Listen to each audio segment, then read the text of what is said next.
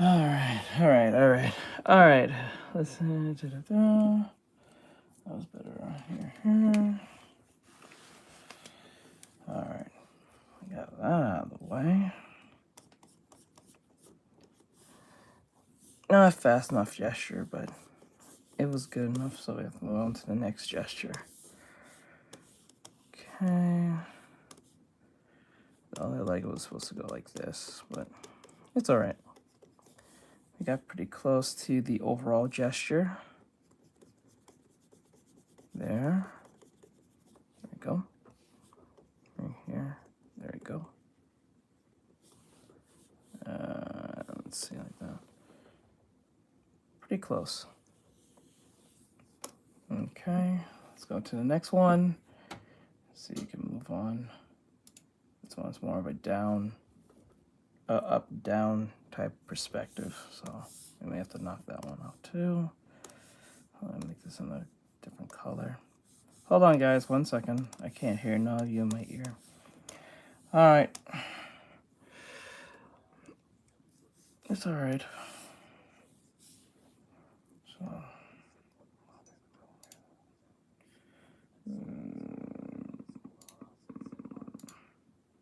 Hello.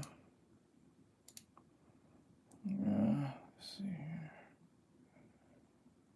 Okay. That was the first one. This is the second one. That's the next song. Not feeling that one. Let me see real quick.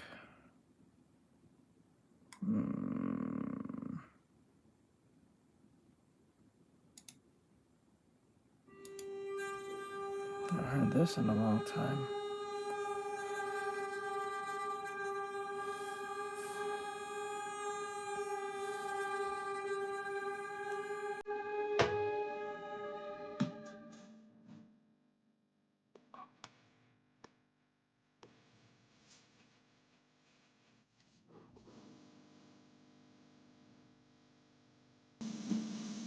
Hello, I'll go look.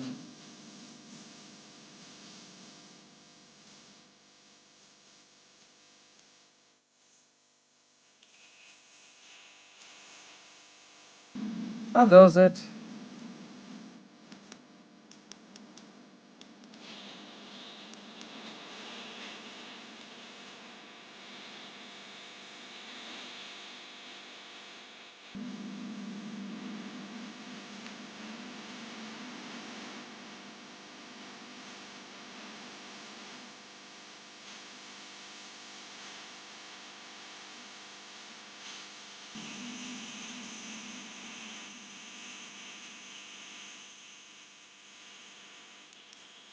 Hello, what's going on?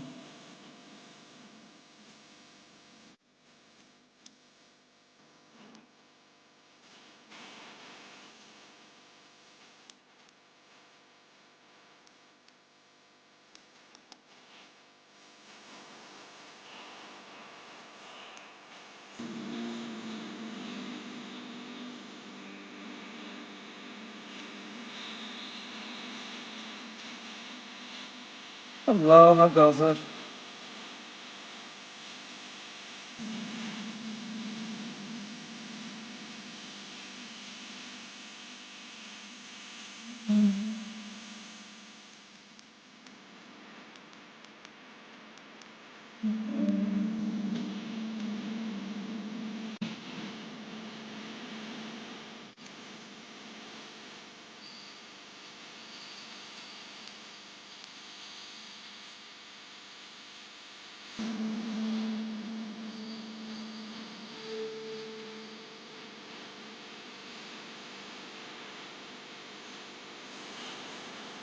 Well, you're paying, that's one thing. If you can't, then no deal, bro.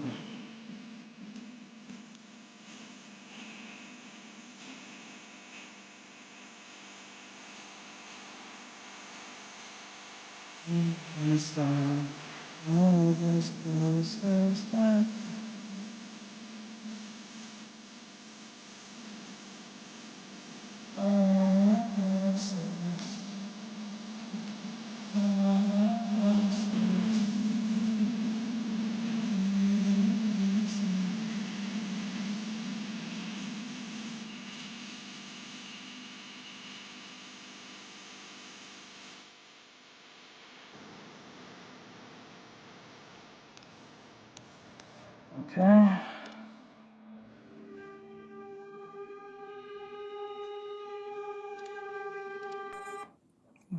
Let me see there. That's good. Next one. See here, bring me to friends.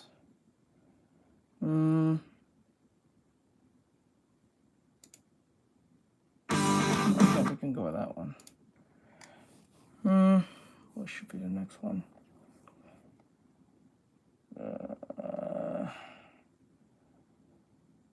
Okay, we'll do more of an action pose on this one. Okay, this will be an action pose. Okay, this will be a more dynamic pose. Let's see if I can pull that one off. Okay, let's make this one green. I think green will be good color. All right, so let's do it. Sure. All right, let's see where this takes us. Just make sure.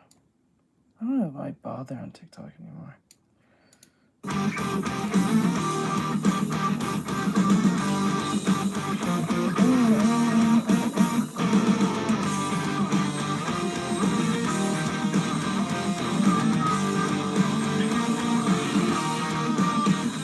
Okay, let's go.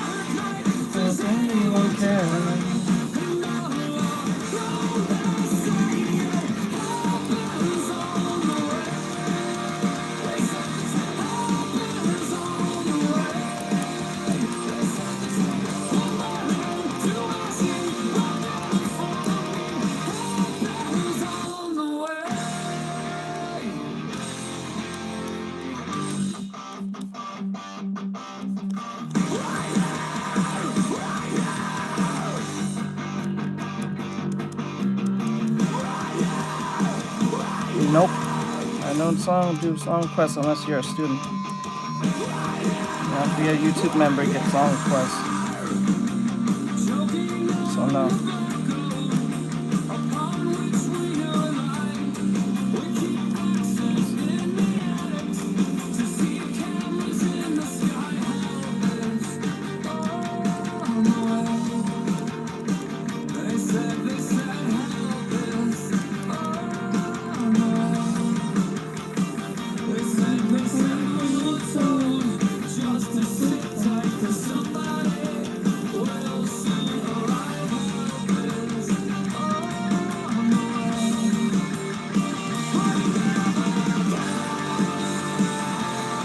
Doing musical gestures.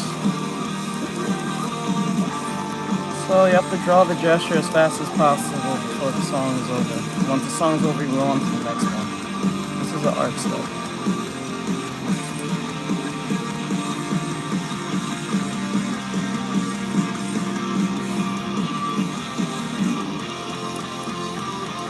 Yeah, not really. It's too stiff.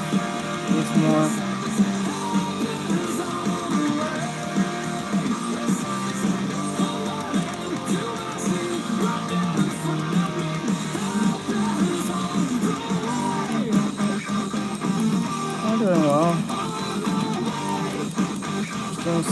studies before I go. Didn't get it fast enough. Did not get it fast enough. Not fast enough.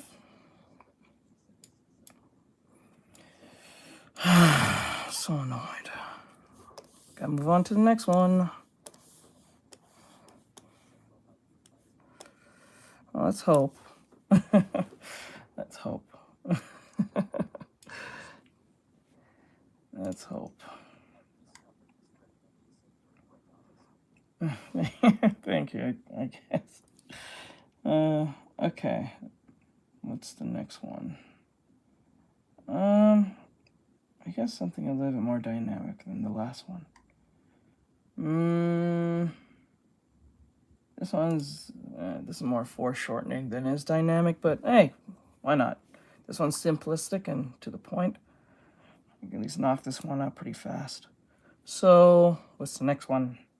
What's the next one? Ah! Okay, let's see.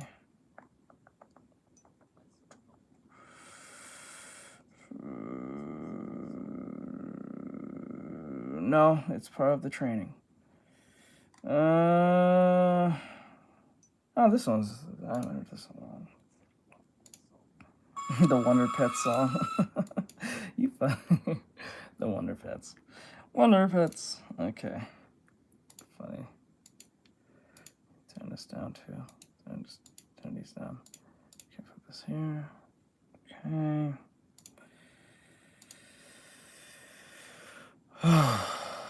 Okay.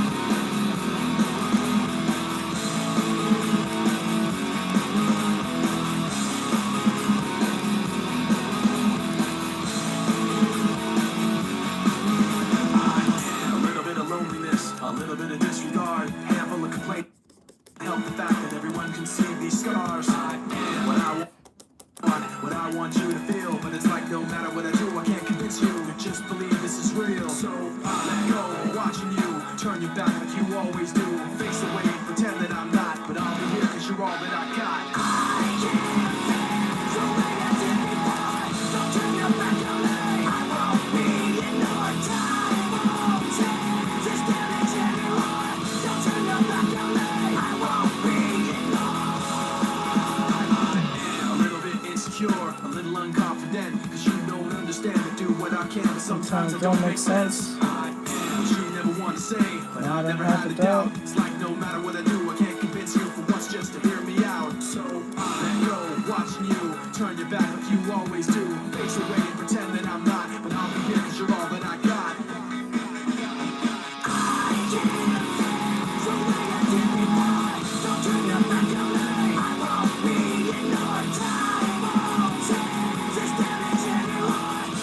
Hello, what's going on?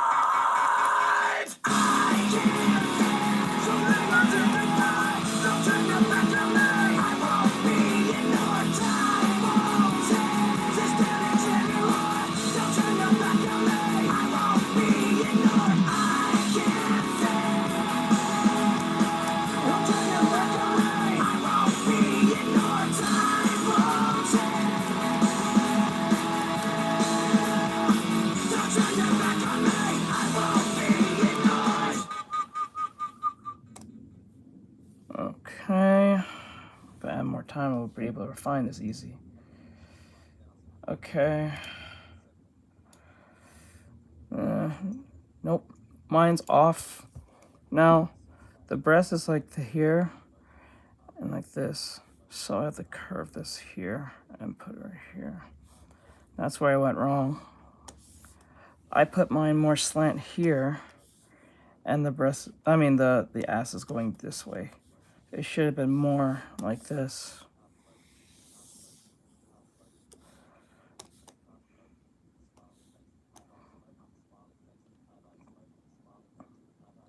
Okay.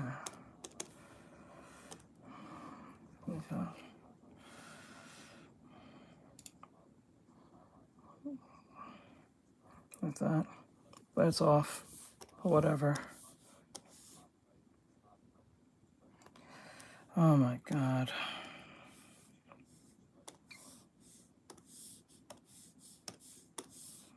Yeah.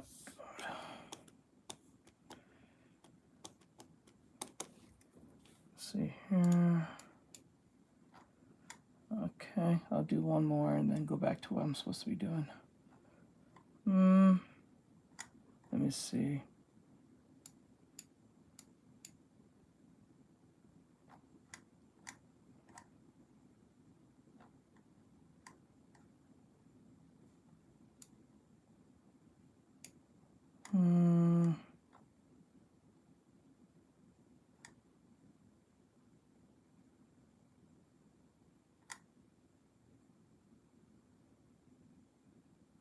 Oh, this one's got a sword. Let's go with that one.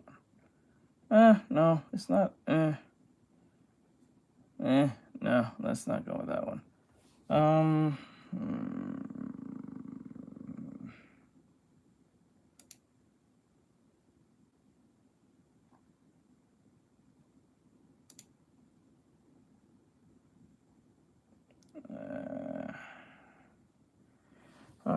All right. Oh, whoa, 50. Whoa! What the? What the hell? What the hell? Oh my god, hell. Grim. Calm down. I didn't see that 50 bucks gone. Bro, I'm over here doing studies and what the hell? Thank you. This is amazing. Wish I could do perspective drawings like that. Also, how to do specific parts of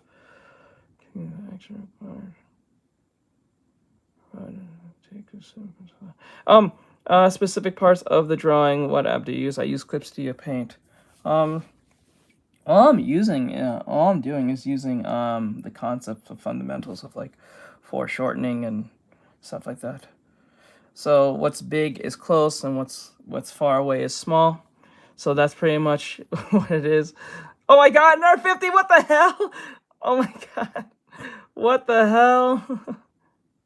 That is crazy, dude. Another 50? What the hell? Bro, hold on. Wait. I don't feel worthy of that 50 bucks. Please. I didn't expect that to happen. Okay. All right. So, that was crazy. Okay. So the point, what I'm saying is that what the methods I'm using to draw these characters, or at least these dummies, is that I'm using foreshortening. So whatever big is big, whatever small gets narrow as it goes. So that's what we're doing. And the method I'm using is something called musical gestures, where we play a song. Usually I will recommend someone to play a song that they like. And then when playing said song, try to get the gesture as fast as possible, or at least try to be as accurate as possible. This will force you not to draw and worry about detail all that damn much, because we tend to obsess over details instead of actually getting the thing done. So this is a training method I use a lot. So whenever a client calls me in, they can, if they want work from me, I can whip up something pretty fast. Actually, quite frank, since you passed that initial number, you are in favor of getting a commission. That's $100 worth of commission. You can make a commission if you like. I did not see that coming in the slightest.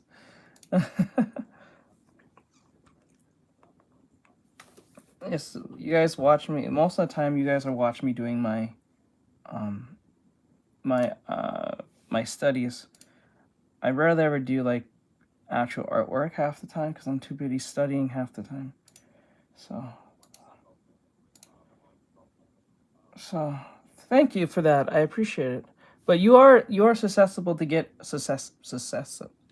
acceptable to get a commission. I can't speak today.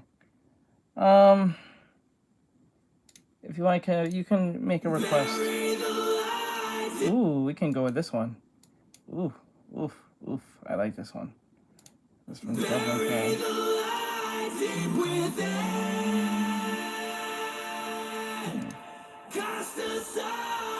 Let's move these out of the way so it's not too distracting. $10 request, play the song Buried the Light and try to speed. Oh, you're right. You was thinking what I was thinking.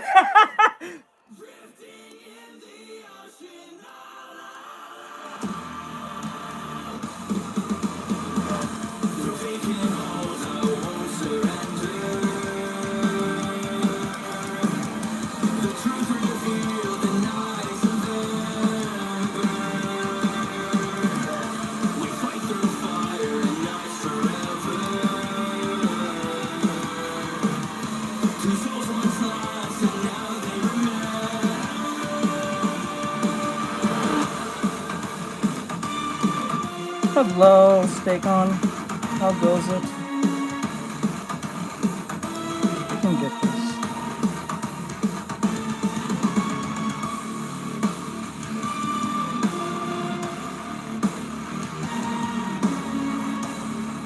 Hello, how goes it?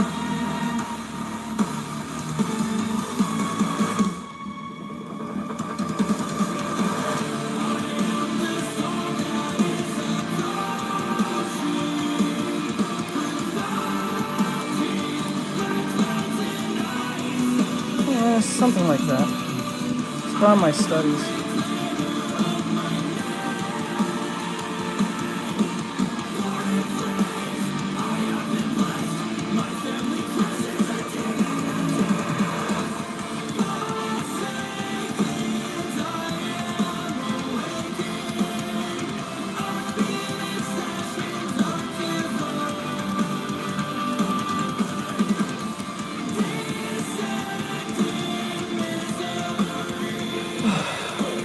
I do know most Iberville songs, but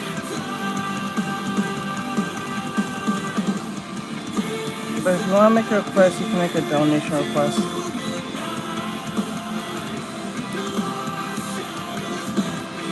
Let's see. Just like how you did. Or you can be a student and make a request all you want. I suggest become a student. If you want to make a donation, that's fine too, and get a request.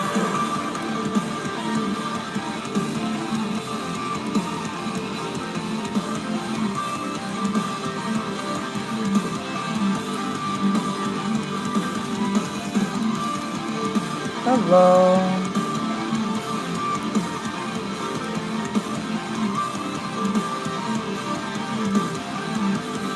Hello.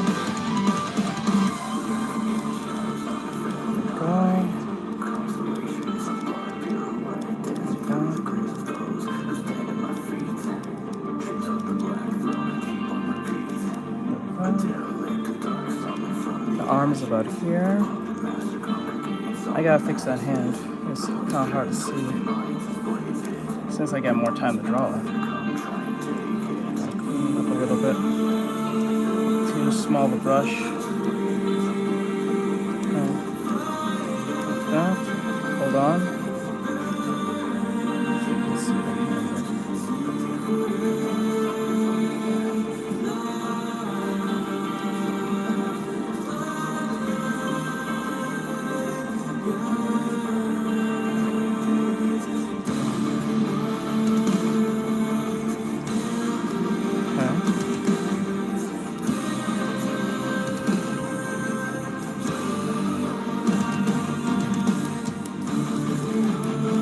Go. This one's a little bit more trickier because it's more of the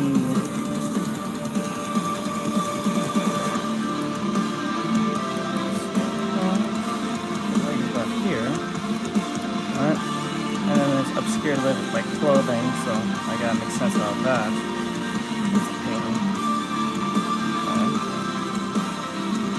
The hand go here.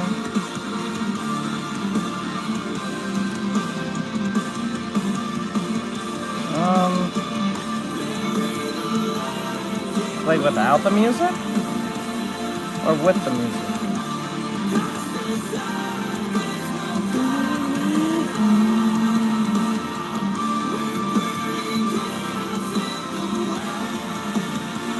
No. Because these are just studies. That's not the focus. Oh my god, another one.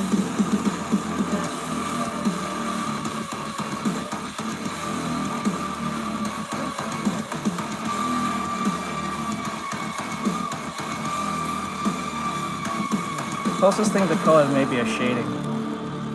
There we go. Did it finish? Yep, it's done. Alright, let me see. Hold on, stop there. Let me see how close I was. 2D regional. I don't think I was even close because like that one was a little bit more stiff compared to the other one. As you can see, the problem was with this is that it was going too straight like this when it was supposed to go like more like this.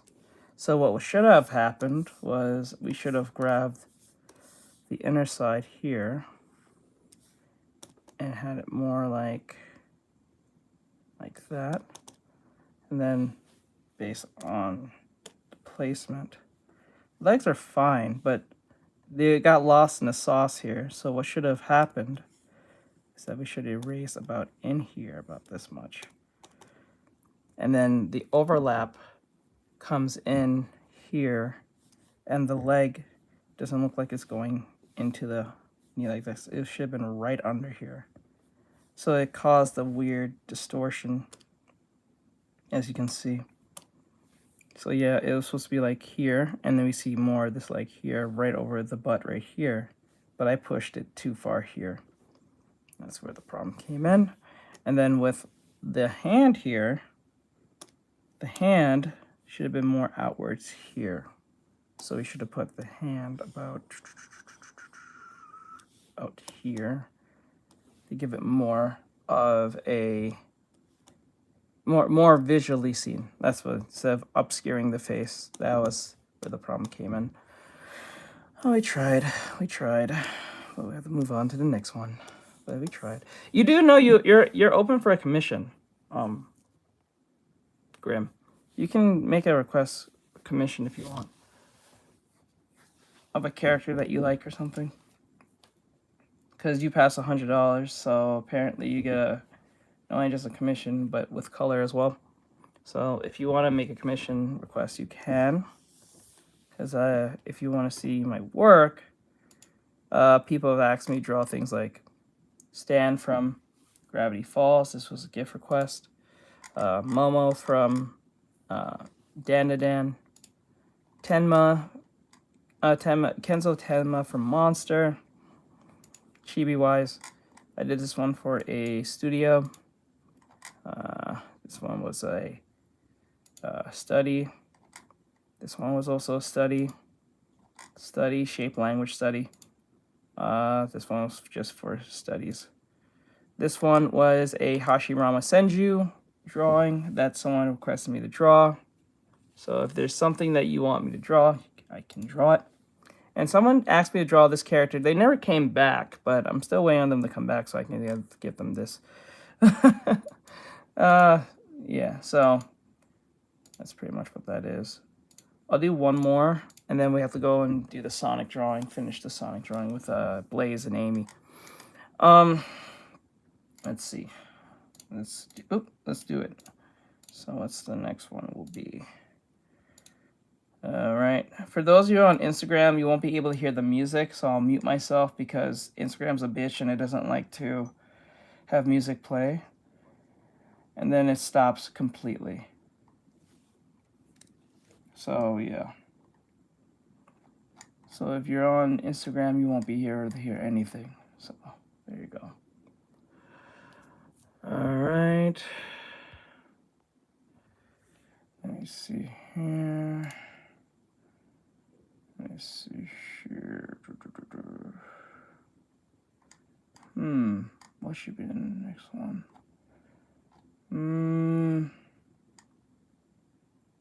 It's actually a cool pose, not gonna lie.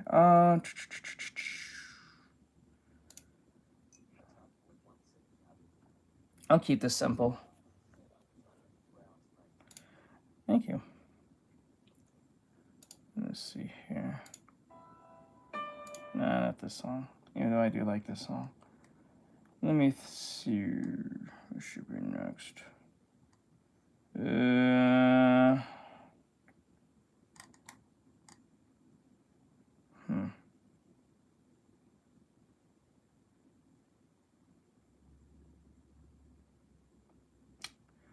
This will be the longest one.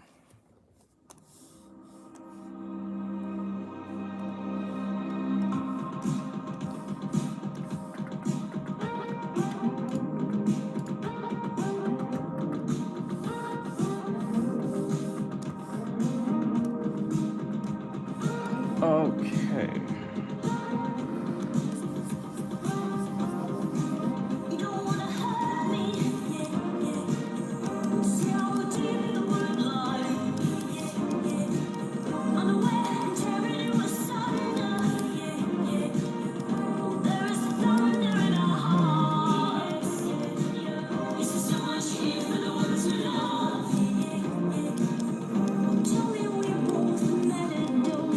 You know what?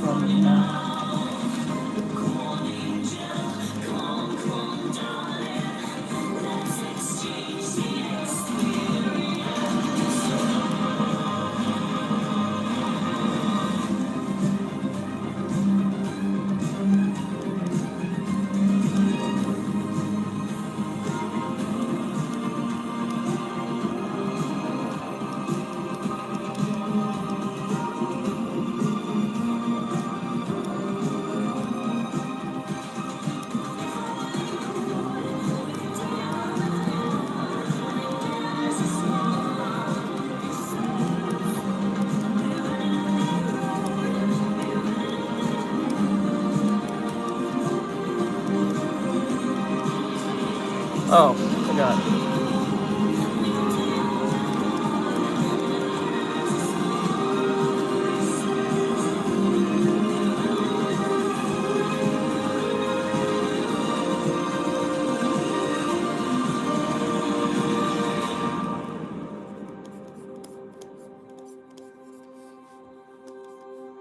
Yeah. Thank you, I appreciate it.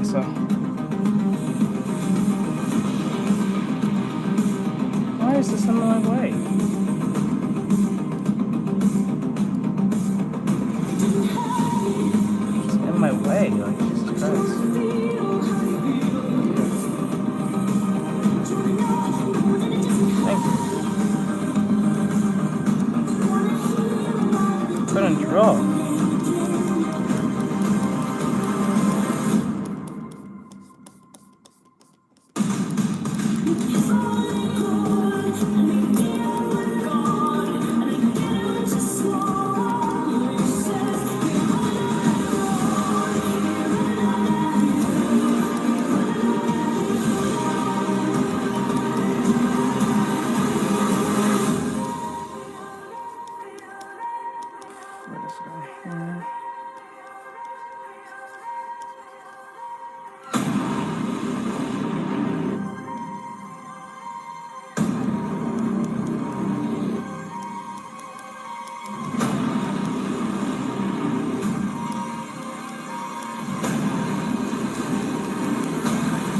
Hello.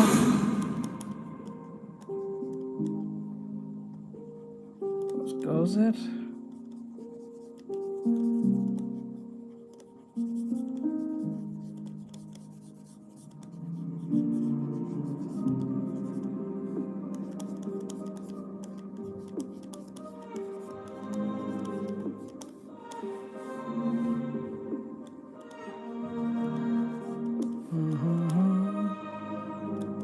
Those hands in. Get those hands in.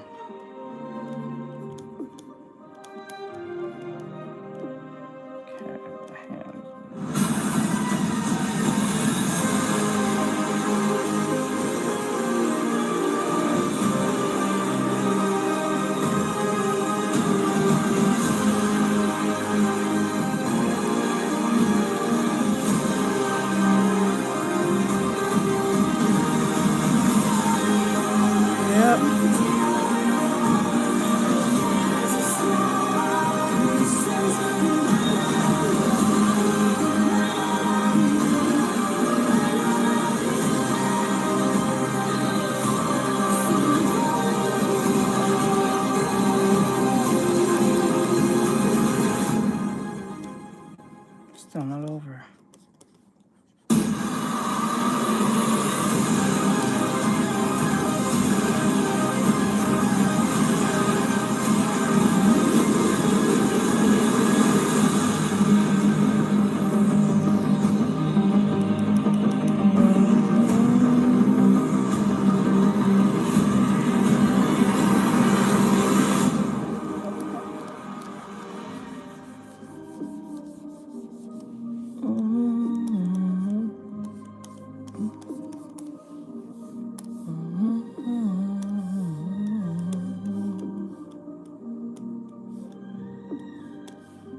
Shoulder's a little too, should have been more relaxed than that.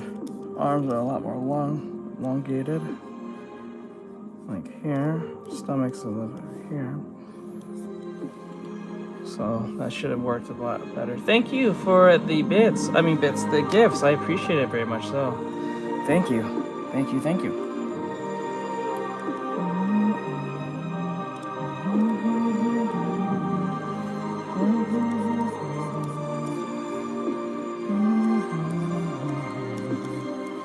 All right.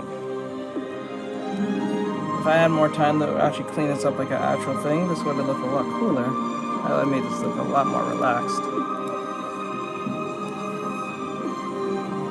Since the focus is just figure drawing.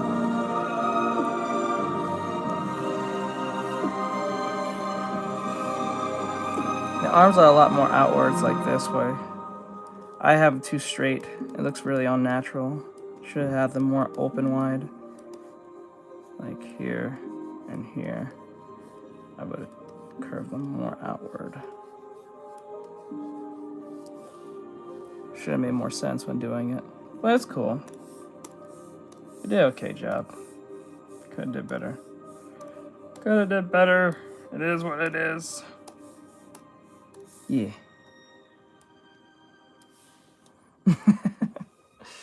That was fun. All right. I think I'm done. I'm done here. Now we gotta go back to what we're supposed to be going to go do. So this is how many figure drawings that we knocked out. So we got, hold on, I think a total of 1, 2, right there, like that.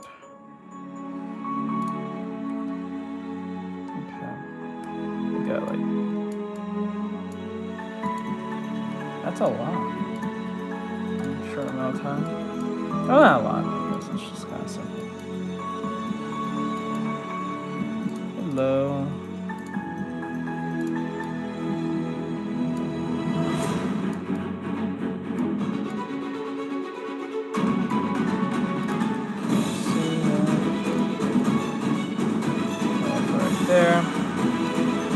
That was fun. So he knocked out 1, 2, 3, 4, 5. Wait, 3, 4, 5, 6. Cool. That's good practice. Good practice. All right.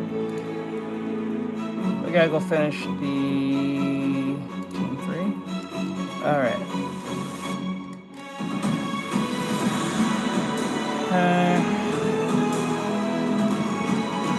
What's up? Thank you.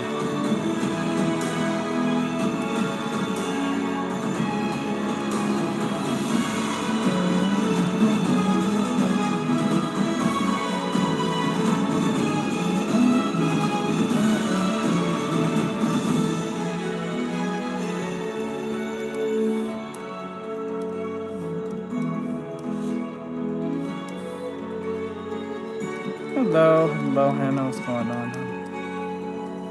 How goes it?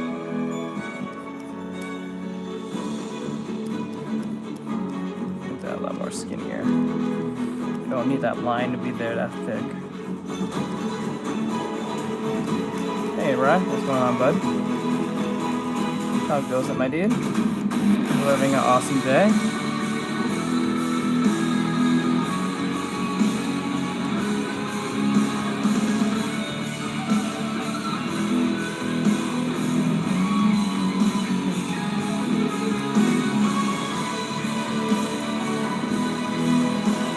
Hi, what's up, my dude? What's up, dude?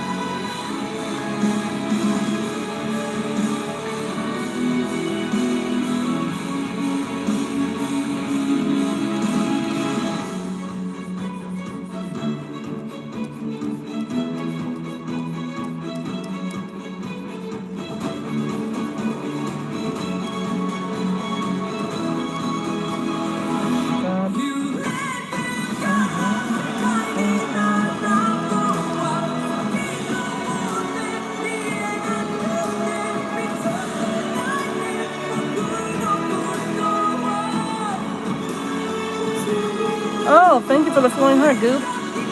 Thank you for that. I didn't see you there, but thank you. I appreciate it. Thank you. Thank you, thank you. Thank you, thank you. I'm gonna put the bat wing behind them because it's too distracting because it obscures her face. So the bat wing will be behind Blaze here. I don't really like how I drew her eyes. I might have to fix that up.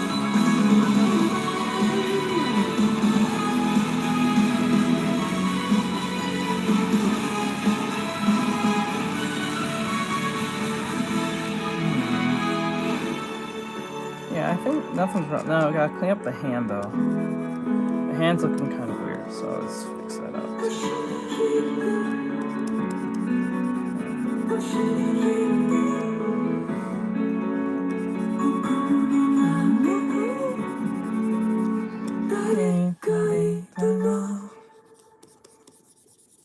Okay. Clean anything that doesn't need to be touched.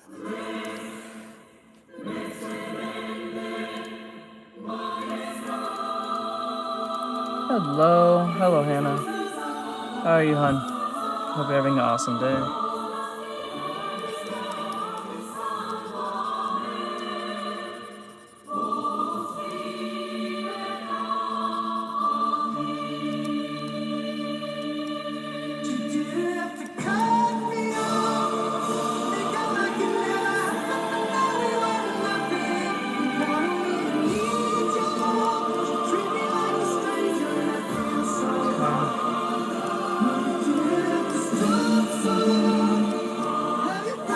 Oh, thank you for the 100 gifts. I appreciate it over there, little Shekia. Little Shekia. I think I'm saying that right. I don't think I'm saying it right, to be honest. If I said it wrong, I'm sorry. But thank you. Thank you for the gifts. Thank you. I'll try to get your name right next time. I promise. I'll get it right.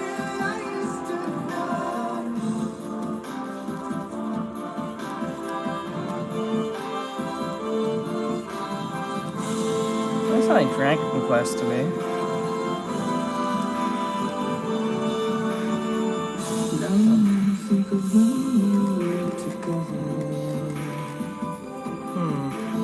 then the problem with this is that, okay, so let's erase this, because it doesn't look quite right.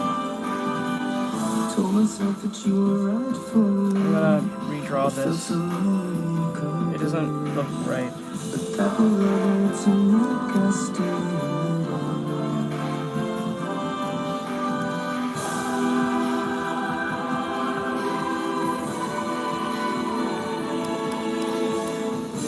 thumb about here. Okay.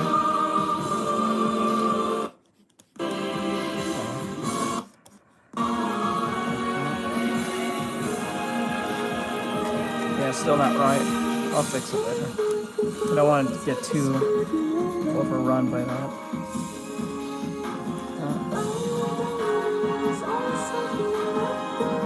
Clean that up. That thing looks pretty good.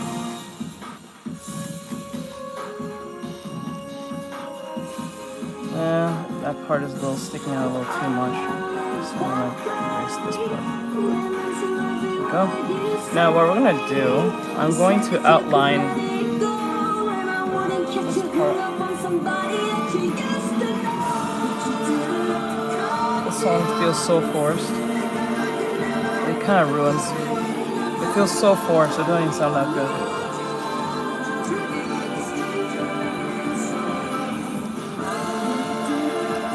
Like some parts work, but the rest of the song just kind of falls apart.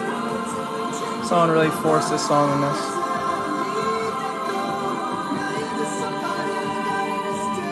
Nope. I'm not famous or rich enough to do that.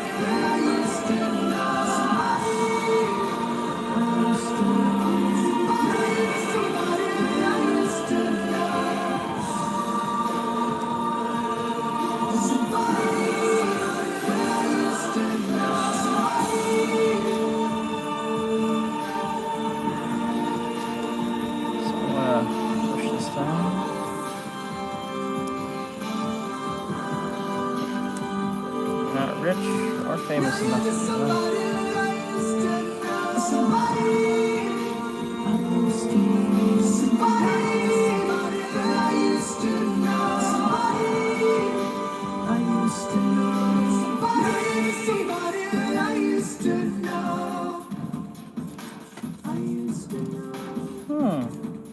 Should give it a try. If you can do it, go for it. Go for it. The song feels so forced. It's not even funny. I'm not even kidding. It just feels super forced. Don't like it. It feels so forced.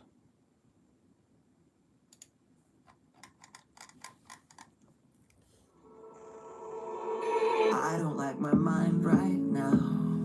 Stacking up problems that are so unnecessary. Wish that I could slow things down. I wanna let go, but there's comfort in the panic.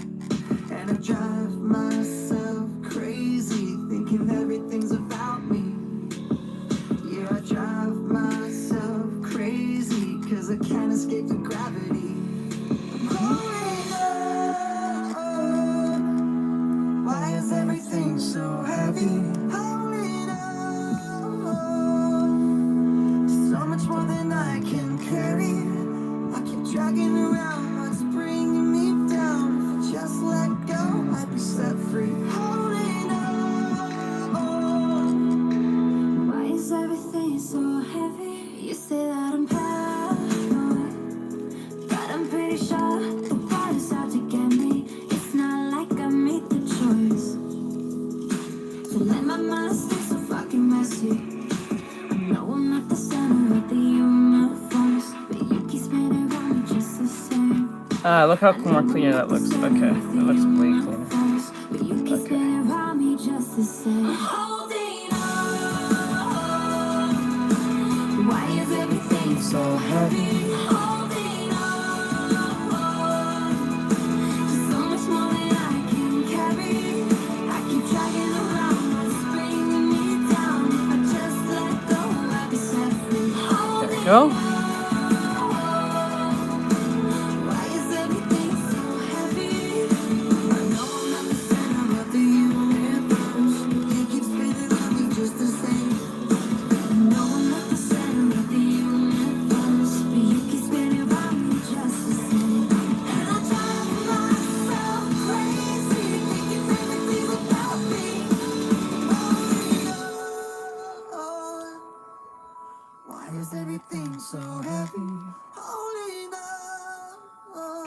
that. Down like this, down like that. There we go. I keep driving around. Okay. Just let go. It's like you're holding on. Why is everything so heavy? Why is everything so heavy? Why is everything Thank you. so heavy? Hello. Everyone's damaged, a little depressed. What's going on, my dude?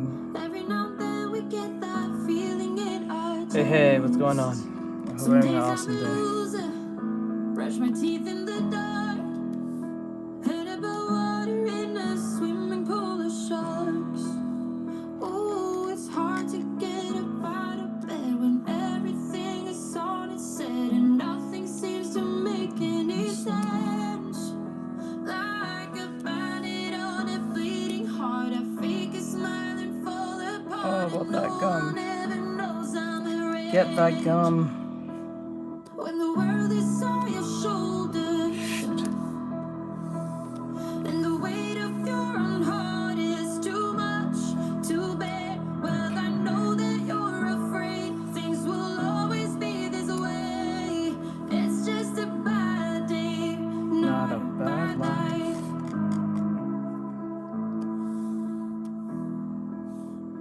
Everything's backwards, and I'm hanging on.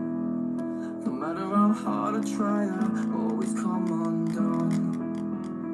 Backed in a corner, uncomfortably numb, watching myself become a shadow of someone. Oh, it's hard to find a place to hide when you're running from what's inside. No matter where you go, there you are. So tonight I'll go to war with me, 'cause I'm my own worst enemy, and I don't wanna fight anymore. When the world is on your shoulders and the weight of your own heart is too much to bear, well, I know that you're afraid things will always be this way. It's just a bad day, not a bad life. And I know it feels so hopeless, and I know how close you are to the edge right now. So I wrote this song to say things won't always be this way. No, it's just a bad day, not a bad life.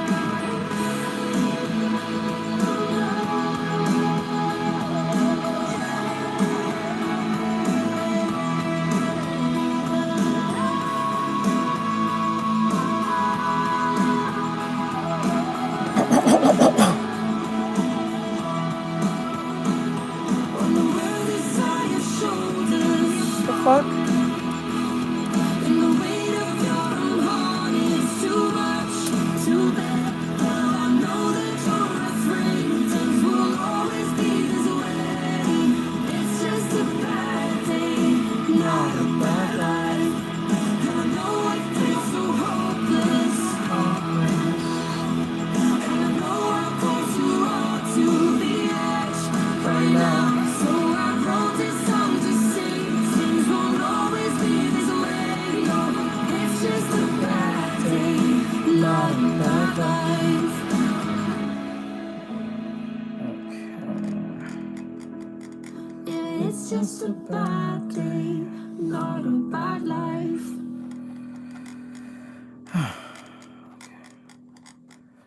This has got to be here, up. Like that. No. Okay. We'll do one more song.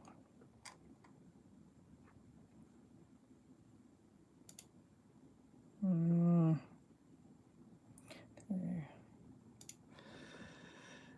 For those who are here, I do appreciate for those who have actually, you know, gave gifts, said hi, and all that stuff. So don't you think I don't take what you guys send me to heart. It's really nice. It's really kind.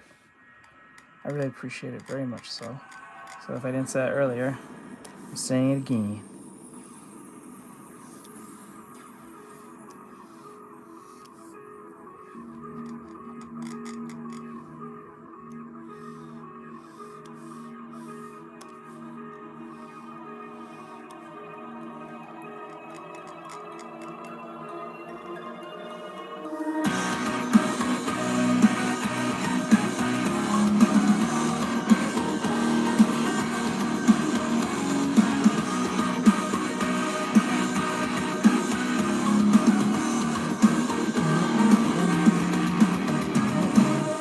It took some time to realize that things are not getting better. Wish you know it's over. Seeing the other side of it, we try to wait and better. Wish you know that night's gone. Your love is memories, we know this time. Nothing but memories. I know things won't change. I'm saying.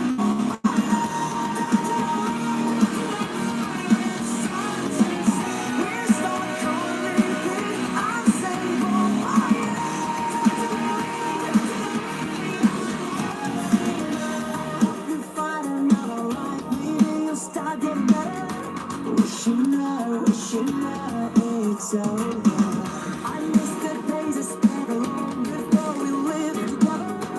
Wish you know that time's gone.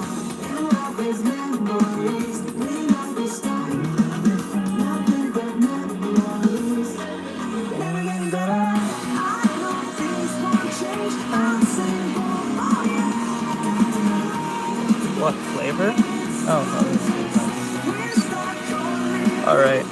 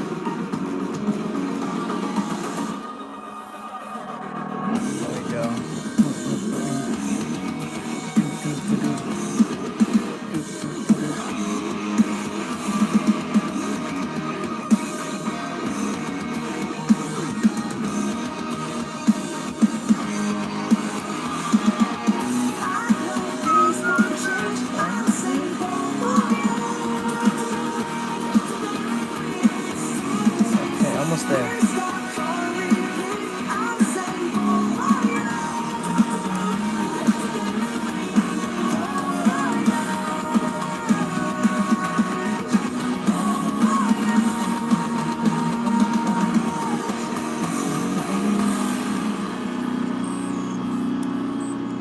Hello.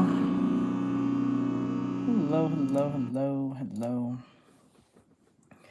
All right.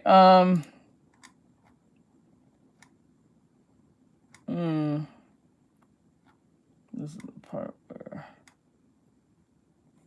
actually, so as we're watching me do this, I do a segment where we like play videos for you guys to watch sometimes. If you just, I want to say because you're bored, but like something different from what I usually do.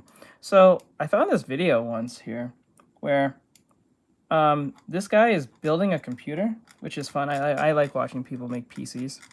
I think it's pretty relaxing to watch. And this one's a theme of Hasei Miku build tower. It's called a 4K water-cooled PC build tower 900 Hasei Miku Symphony 5th anniversary version, something in Japanese PC build.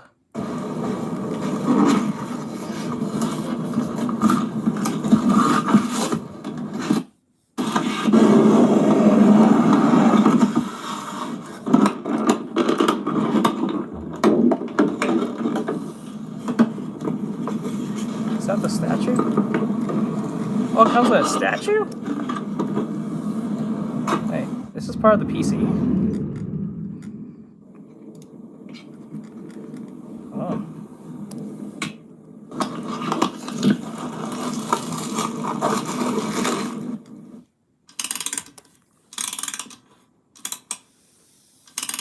Oh, it's one of those, what do you call it? Oh. Wait, wait. Can you put the figure on it? Will it spin?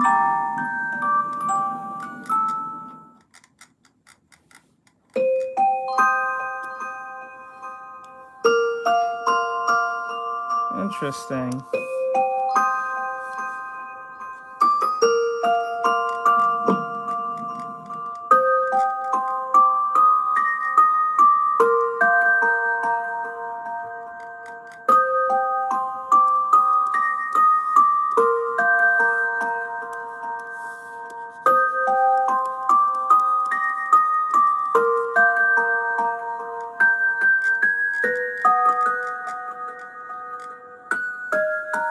Looks like that oh, he has a tall tower. This one's a tall one. The one that actually looks a rectangle. Interesting. I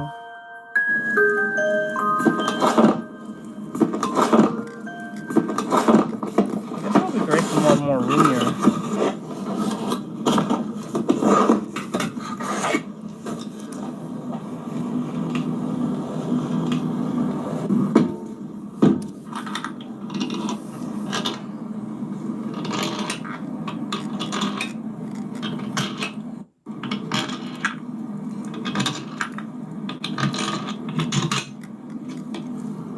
Look at those fans.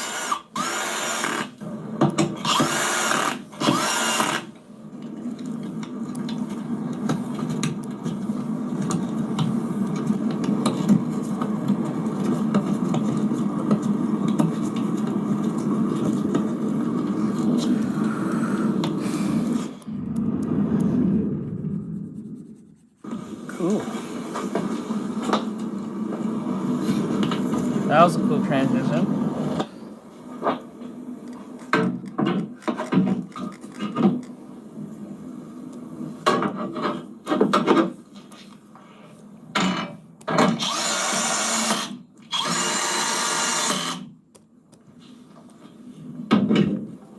I didn't know you was in here, Rev.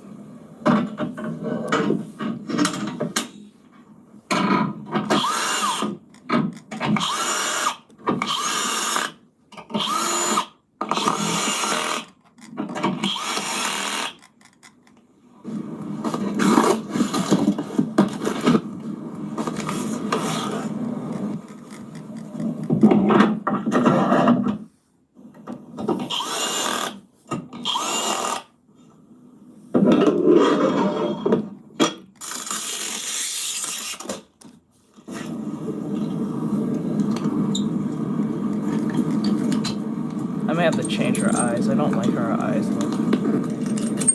This feels very...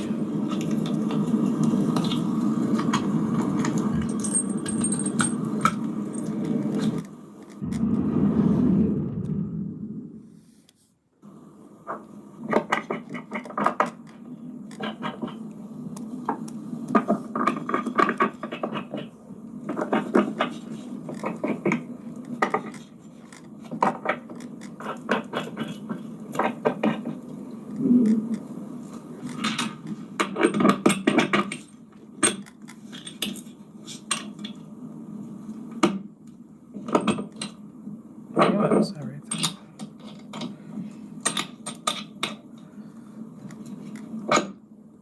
Ooh, a lot of tubes.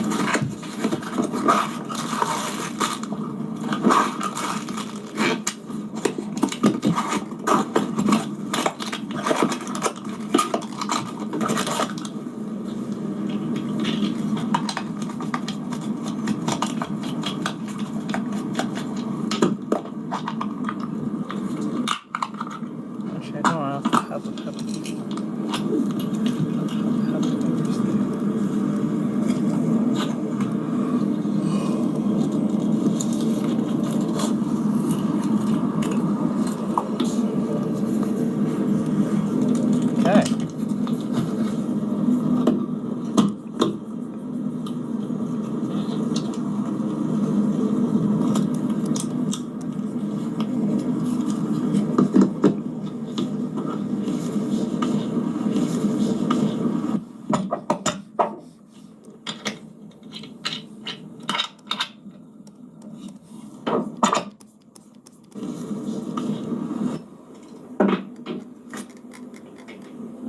Bri?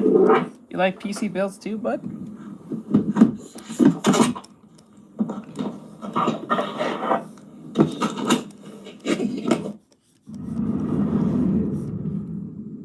Ooh.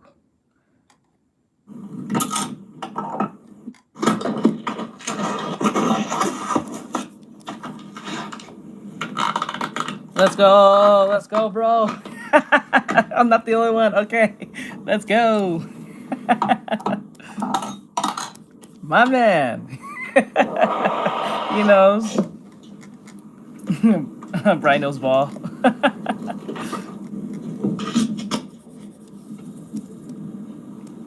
Let's go.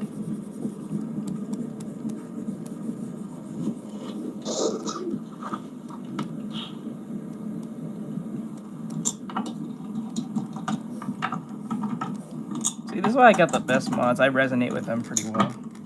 Let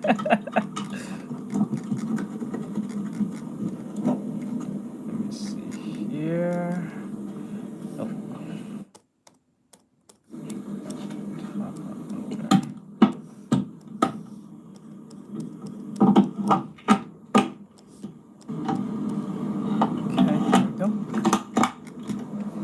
Alright, we have everything in place.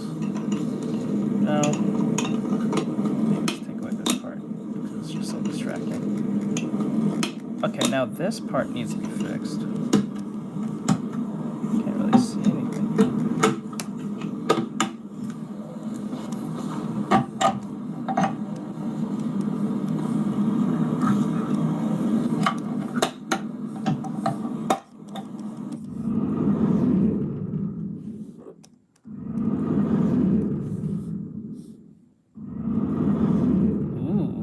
Look at that, pretty.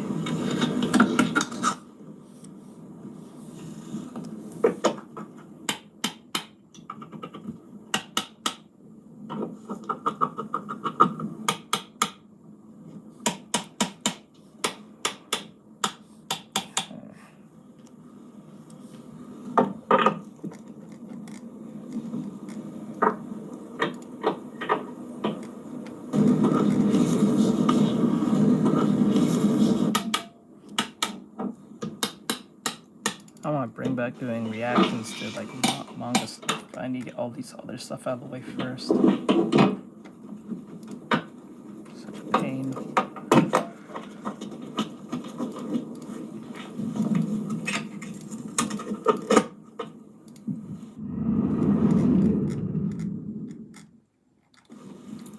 Okay, like that. Hello, jump scare. Hello, and goodbye. Ooh, there we go.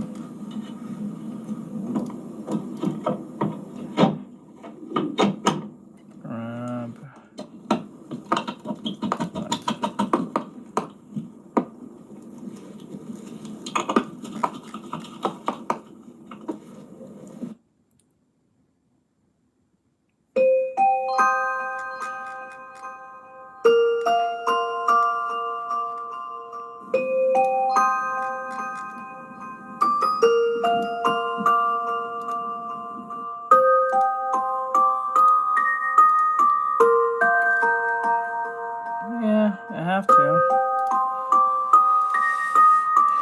Comes with the territory, sadly. I have to.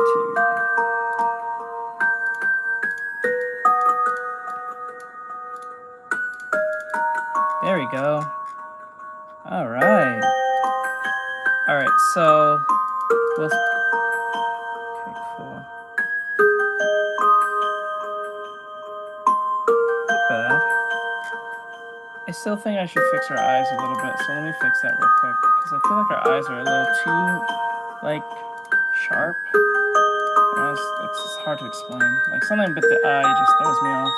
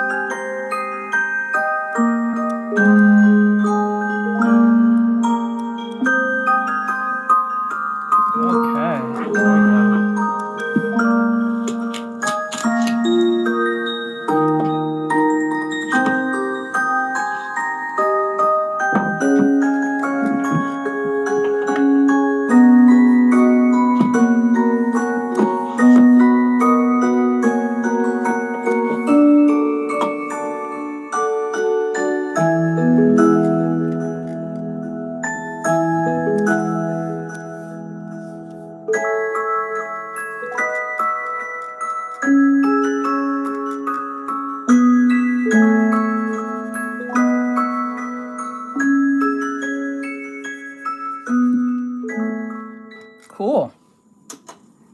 Ooh.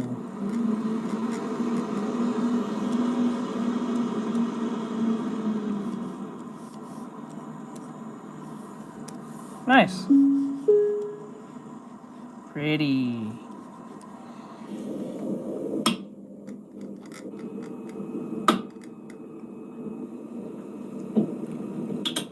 Oh, you can do that? That's cool.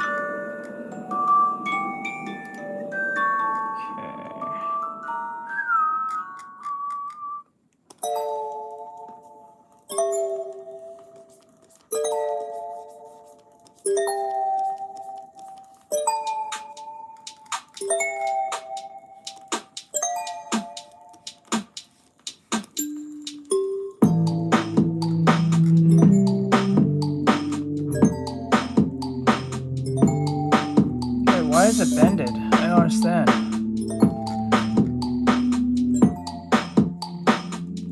That's weird. Why is it bended?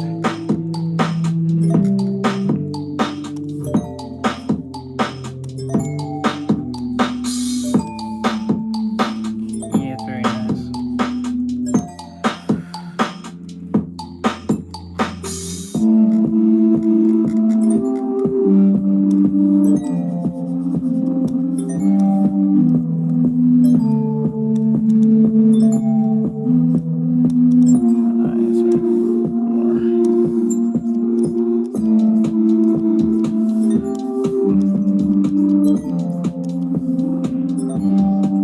Getting bent up. Getting bent up.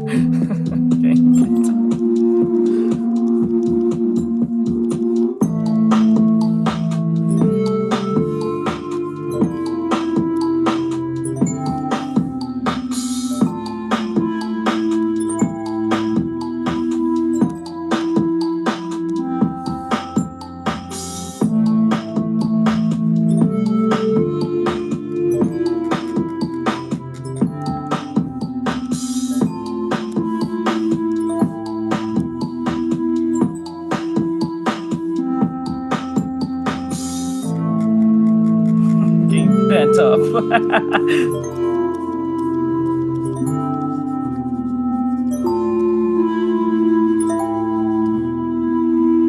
Looks like getting too bent up.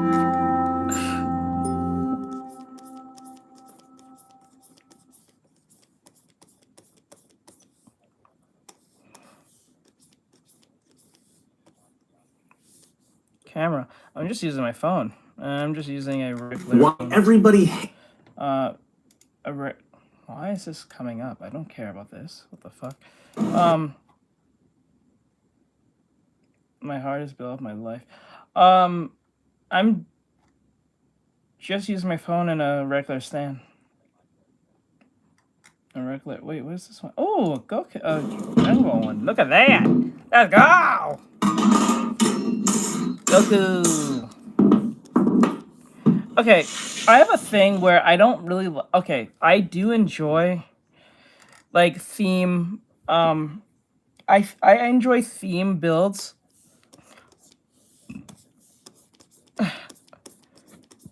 Happy birthday. But like I enjoy theme builds. The only issue I have with them is that I don't like it when a theme build is happening and it's like a bunch of just a bunch of graphics. I like it when it's subtle.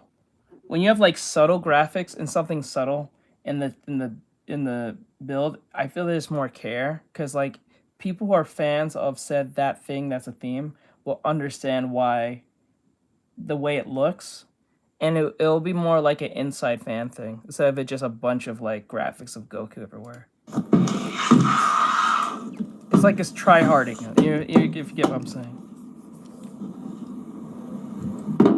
Like it's like, okay, let me use an example. So like I wore like a Roxas pendant way back when I was a teenager, right? But I didn't wear no Kingdom Hearts shirt.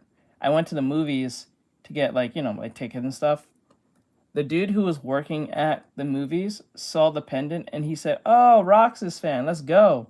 That is more of a rewarding thing than wearing a big Kingdom Hearts shirt, t-shirt. You know what I'm saying? It's saying Kingdom Hearts with all the characters on it, than having a pendant. You know what I'm saying?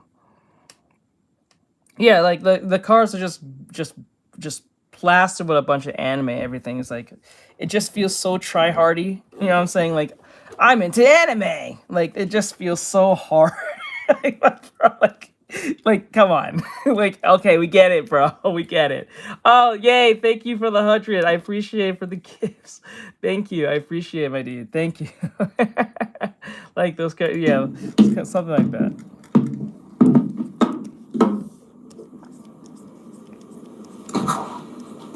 But that's just me. I just like it when it's subtle. I don't like it when it's just super, like, Dragon Ball Z. You know what I'm saying? It's just like,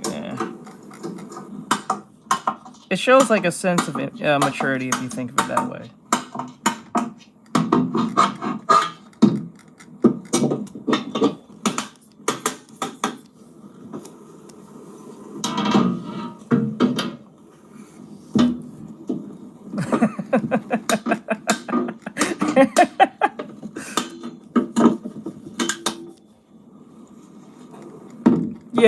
Yeah, it's like that. Yeah.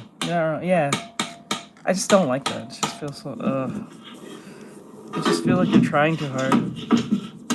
Like, don't get me wrong. If you want to wear your Kingdom Hearts shirt or your Pokemon or whatever the case may be, whatever, go ahead. But just for me, that's just me. I just don't like letting people just directly know I'm into anime. Like that. Like, if you're an anime fan, I'll know you're an anime fan. There's like certain things people say, like, do you watch anime? like, I don't think you do. I don't know, bro. I do watch anime. See the giant Goku on my shirt? Like, okay. Okay. Alright. Has Goku ever had a tail? Why would you ask me that? I'm asking. Did Goku ever have a tail? I guess. Oh, there you go. Okay. You answered my question. Bro did that. He said, I never knew that Goku had a tail. Remember those 4 guys? Those anime men, I think they called them? One of them said they never knew that Goku had a tail. I'm like, Okay. Alright. Okay.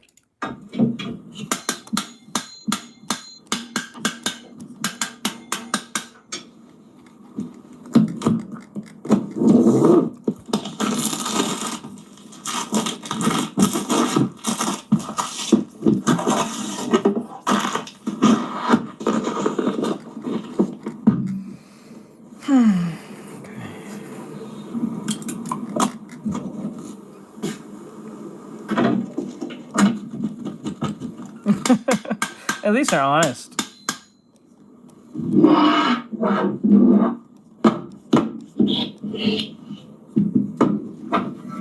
that you just tell me you haven't really watched a lot of anime and pretending you're into anime. That shit's wild. Just makes you look crazy.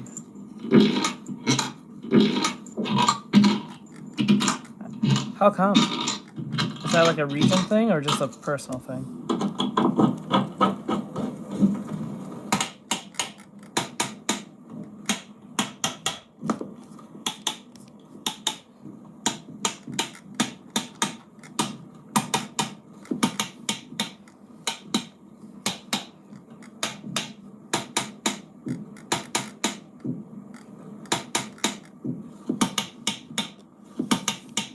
The fuck? Oh, I just realized what he's doing.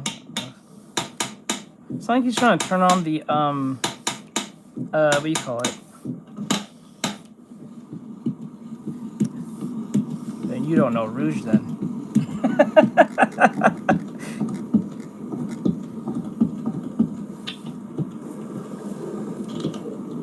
Probably come from the sanitized version of Sonic.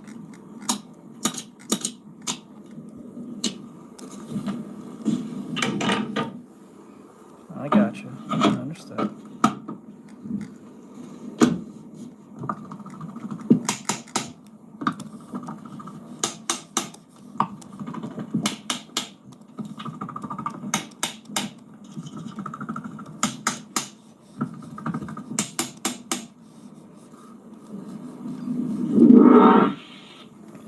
Is that like an ADHD thing?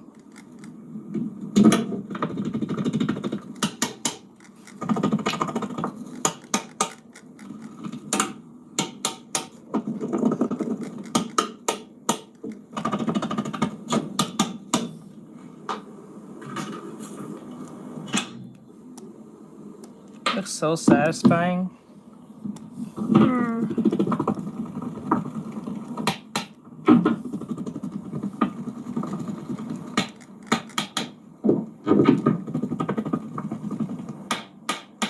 Tops. I gotcha. You mean breasts? Are you talking about breasts or are you talking about something else? When you say tops.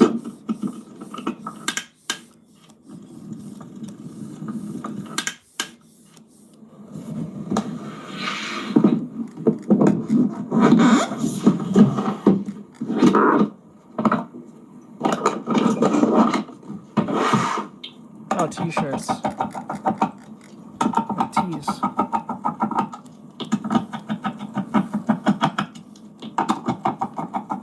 I thought you meant like literal tops. I didn't know you meant t-shirts. Alright. I got you.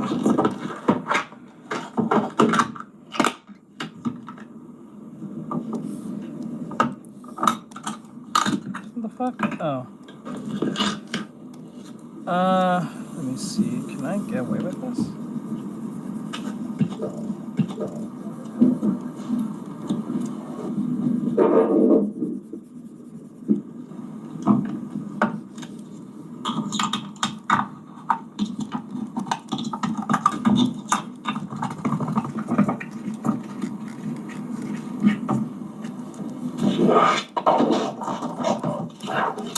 Maybe.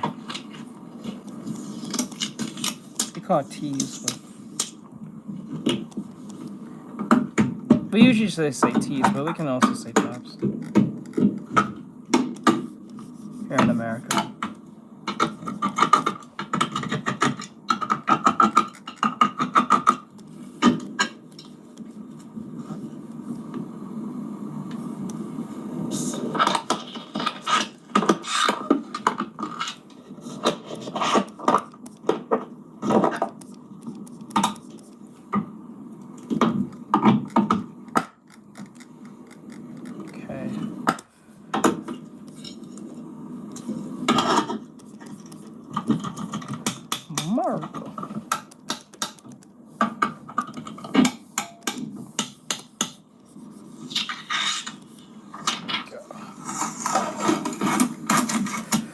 Okay, let's get this here.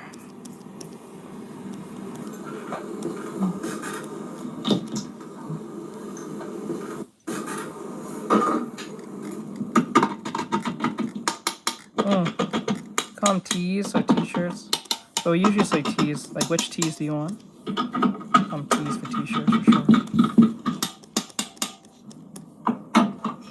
I gotcha.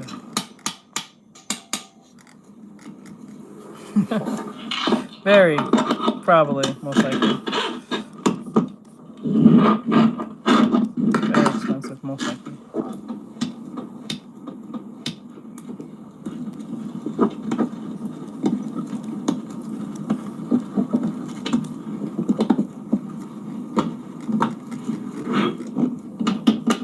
Yeah.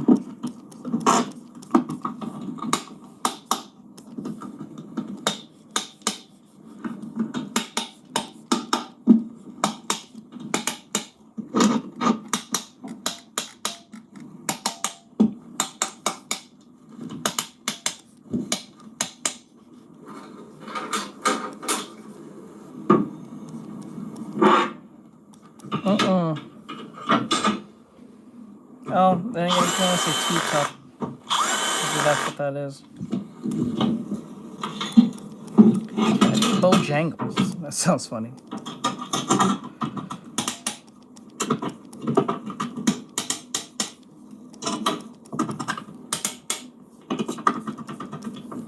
There you go.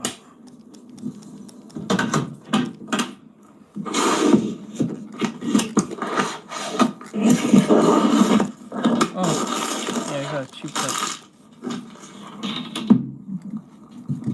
Two cups. Two cups.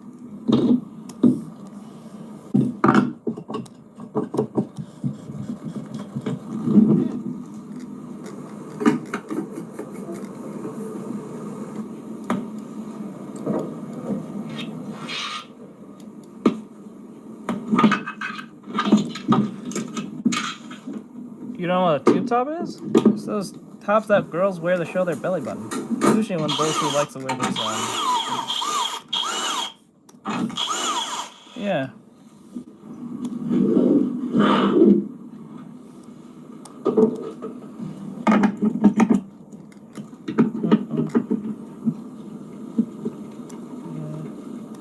Learning something today. We're learning today.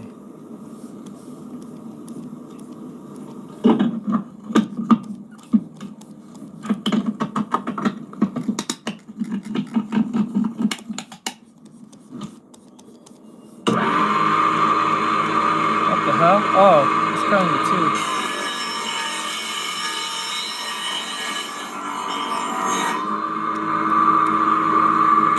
It's a mini saw. That's just for this. That's funny.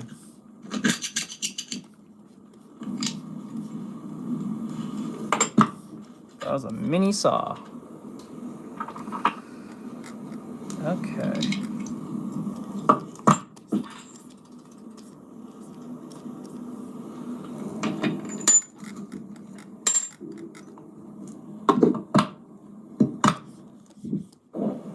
Oh. You tell them. There we go.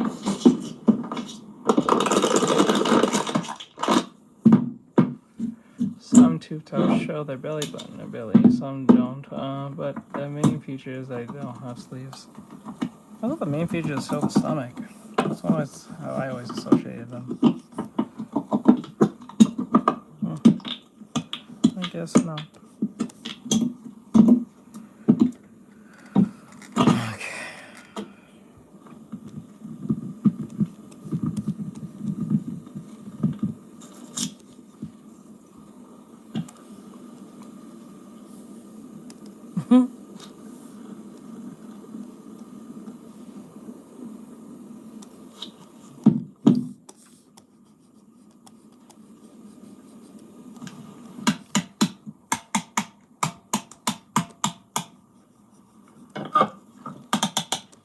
Needle exposure. Okay.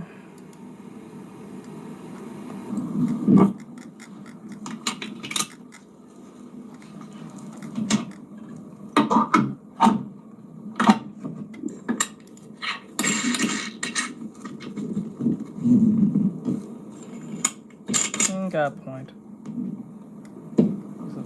belly shirt or something.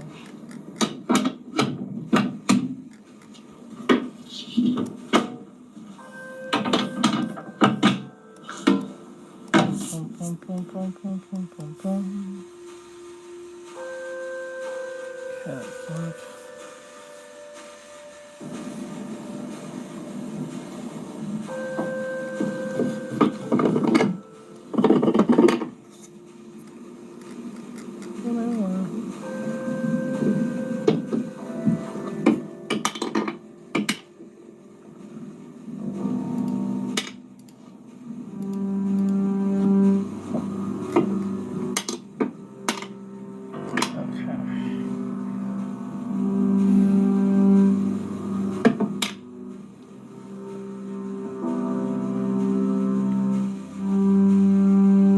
Change the shoes a little bit, but whatever. I guess people won't mind it too much.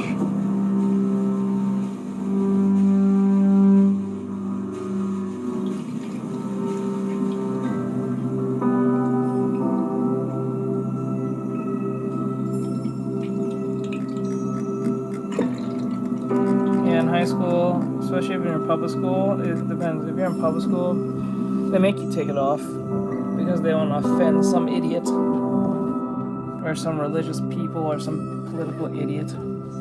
They can't just live life. If you're in private school, it's pretty much the same to a degree.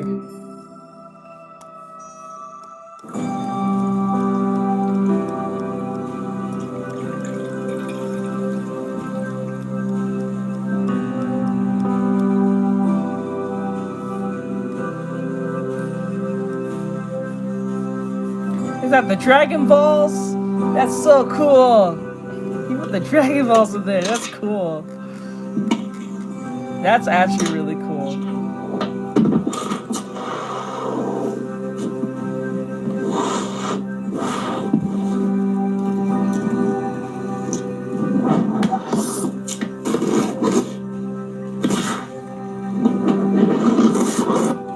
Well, they don't let you because they don't want to offend some idiot.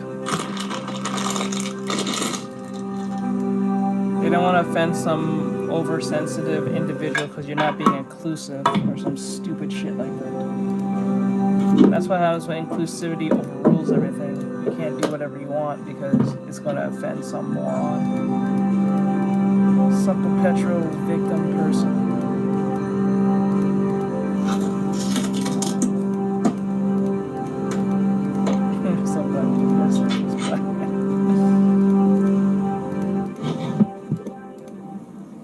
You'd be surprised.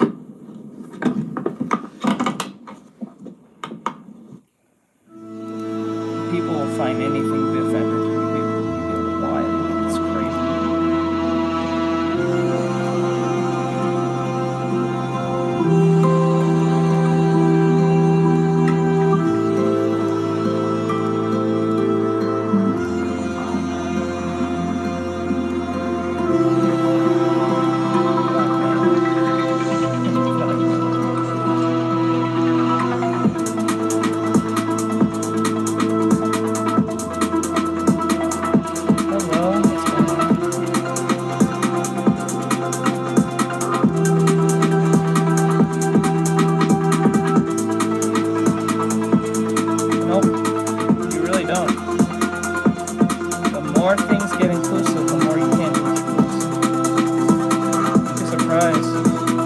That back then. You could wear something like that back then when I was in high school. Everything that's happened to you kids now is because of inclusion. I'm telling you. That's why you gotta be very careful for the things you support.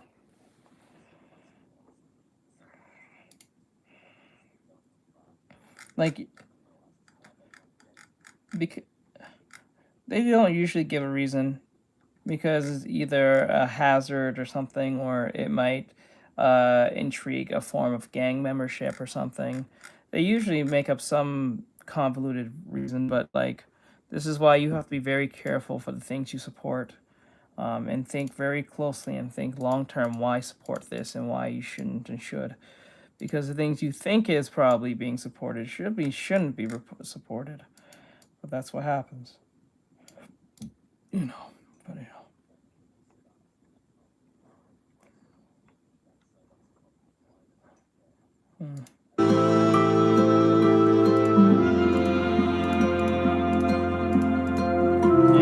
Oh yeah. People. Yeah, you're right. People will throw away.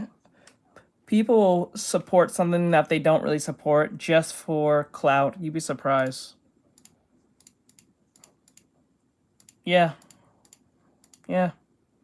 You'd be surprised. You'd be very surprised. Hola. Hello.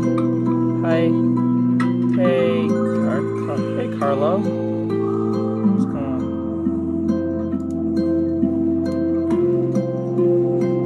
Is that Broly? Let's go.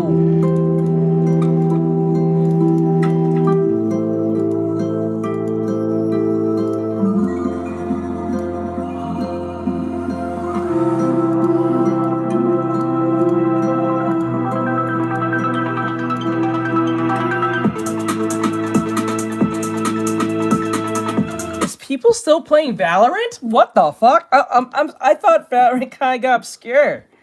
I didn't know people were still playing Valorant like that. We out here still playing Valorant? Oh my god. Bro, I thought that died. Like, not died like no one's playing it, but like I didn't think people were like playing it still like that. Like it's still in the zeitgeist of things. Holy shit. Like, you know what? Let me go. Let me check. Hold on Twitch. How many people are playing Valorant right now? Maybe it's just me. Maybe I'm the minority. Hold on. Hold on. I need to see this. Am I the minority? Maybe I'm the minority. Hold on. Da da da da. So all of these bitches I'm fucking. Okay. Go back. Categories. Let's see. Who's still playing Valorant? How many people are playing Valorant right now?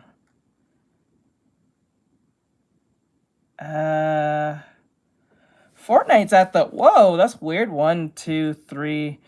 Fortnite's at the section third. That's kind of surprising. Same thing with Marvel Rivals on the fourth line. Usually, oh, it's right next to Valorant. Oh my god. Holy shit, I have never seen Valorant and Fortnite right next to each other unless they was at the top for some odd reason. For them to be in the third row, they're usually at the top too. I never seen Fortnite in the third row. And I used to be a Fortnite hater. Let me see. Let me hear this. My god. Dude. Yeah, that's what schools do. Yeah. They'll think you're trying to be a gang member or something. Because they're highly associated with gaming, so they get rid of it.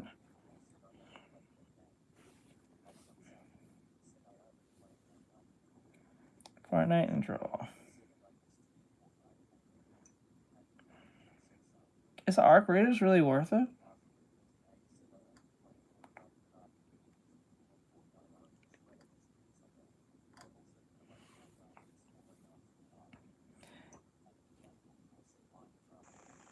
It gets it gets boring. It gets boring after a while if you're losing a lot. That gets boring fast if you play it a lot. If you lose a lot, right? But like I don't know. Fortnite's kind of meh. GTA 5 is at the top. It must be those role playing shits. Why is Minecraft popping off? Why is that at the top? They have some fucking update or some shit? It's been a long time since I see Minecraft like at the top. It's usually in the bottom section, like somewhere in the 4th or 5th section. I have never seen Minecraft at the top like that, unless there's like some fucking.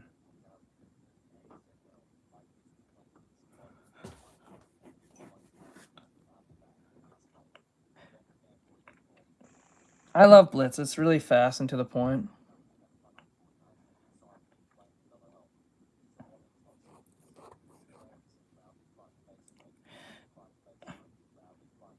See, but for me, I don't like talking to people when playing video games.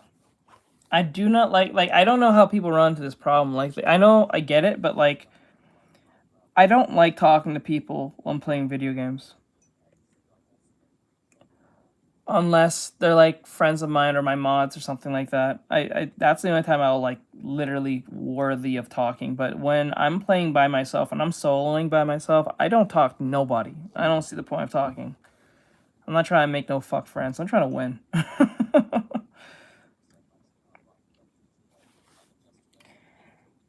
I'm kind of surprised that the Marvel Rivals is in section what 5? It should be at least section 3, right? At least over Repo. It's kind of weird that Repo's overrunning Marvel Rivals. That's crazy. Wait. If Marvel Rivals is in the 4th section, where is Overwatch? Is at the 6th? Oh, so sucks to be you, Overwatch. I'm sorry, bro. You used to be in the top 4. 1, 2, 3, 4, 5, 6, 7. You're in 7 section? Sorry for Overwatch. You fucking. That's what you get when you just like.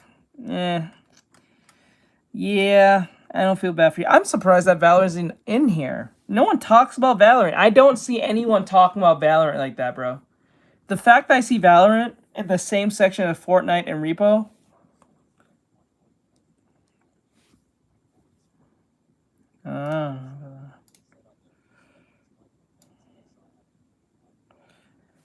Yeah, I don't. If I have you added or you're a friend of mine, that's when I'm willing to talk. And usually in a private sector, I don't like talking to people over in public. That should be pissing me off because there'll be just some weirdos out there. Let's see here. Let me see.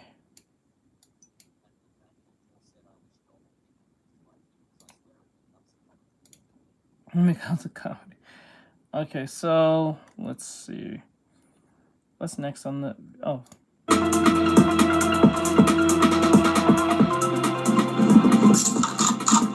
Wow, I'm not gonna lie. The graphics is the motion blur. That was.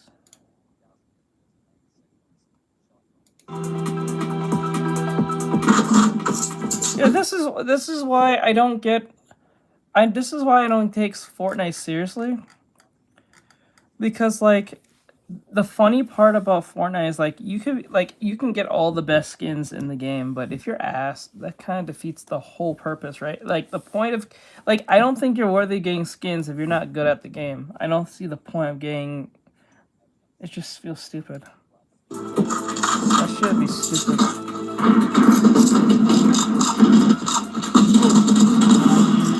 Like imagine you get the latest like Gojo skin at the time it was when JJK came to the game, and then you getting fucked every 5 seconds. You'd be like, and then you somehow have the audacity to say, "Well, I suck, but at least I have the I'm rich enough to have the Gojo skin." I'm like, you are a fucking moron.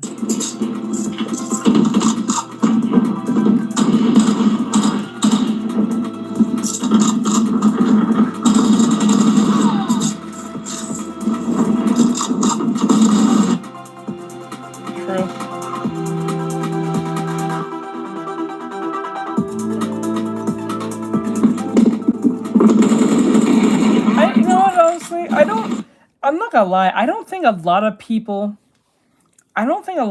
care about skins like that. Like, I don't think a lot of them put a lot of effort to say, "Oh my god, you got the skin. That dude won. You got the skin." Like, no, I don't think anyone gives a flying fuck about that. Honestly. But that's probably just me. Murder Mystery. I'm always on Blitz. I always play Blitz. I don't like you can call me a scrub for this or whatever fuck. I don't like doing the building shit. That shit pisses me off. Yes, skill issue if you want to call it that, go ahead, but I do not like the building aspect. That shit pisses me off, y'all.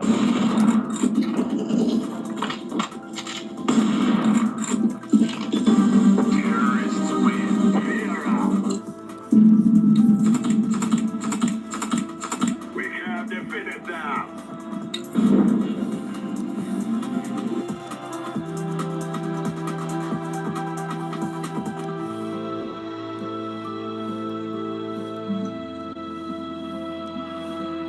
That's kind of funny.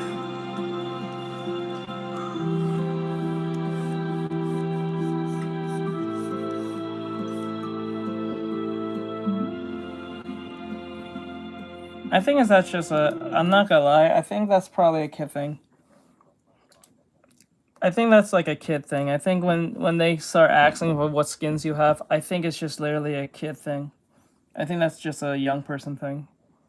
I don't think adults are doing that. If adults are doing that, that's very strange, I think. Not strange, but I don't think it's like worthy of like, you know.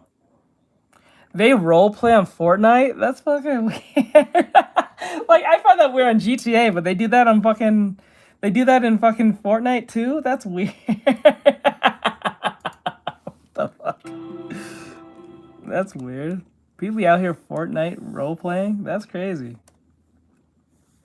That's a thing. Hey guys, Happy New Year and welcome back. You might think it's a little late for New Year's, but I've been working on this project since December, so it's still relevant to me. That's Today, not total wood. Not we'll be building something no, that's been for real. requested on every single It PC really build I've done so far. Can you guess what it is?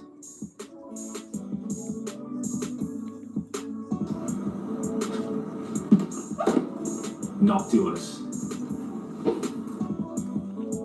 While many may think my PC cases are ideal pairings with Noctua parts, in reality, the woods I used in the past. I don't want to hear this guy talk. It's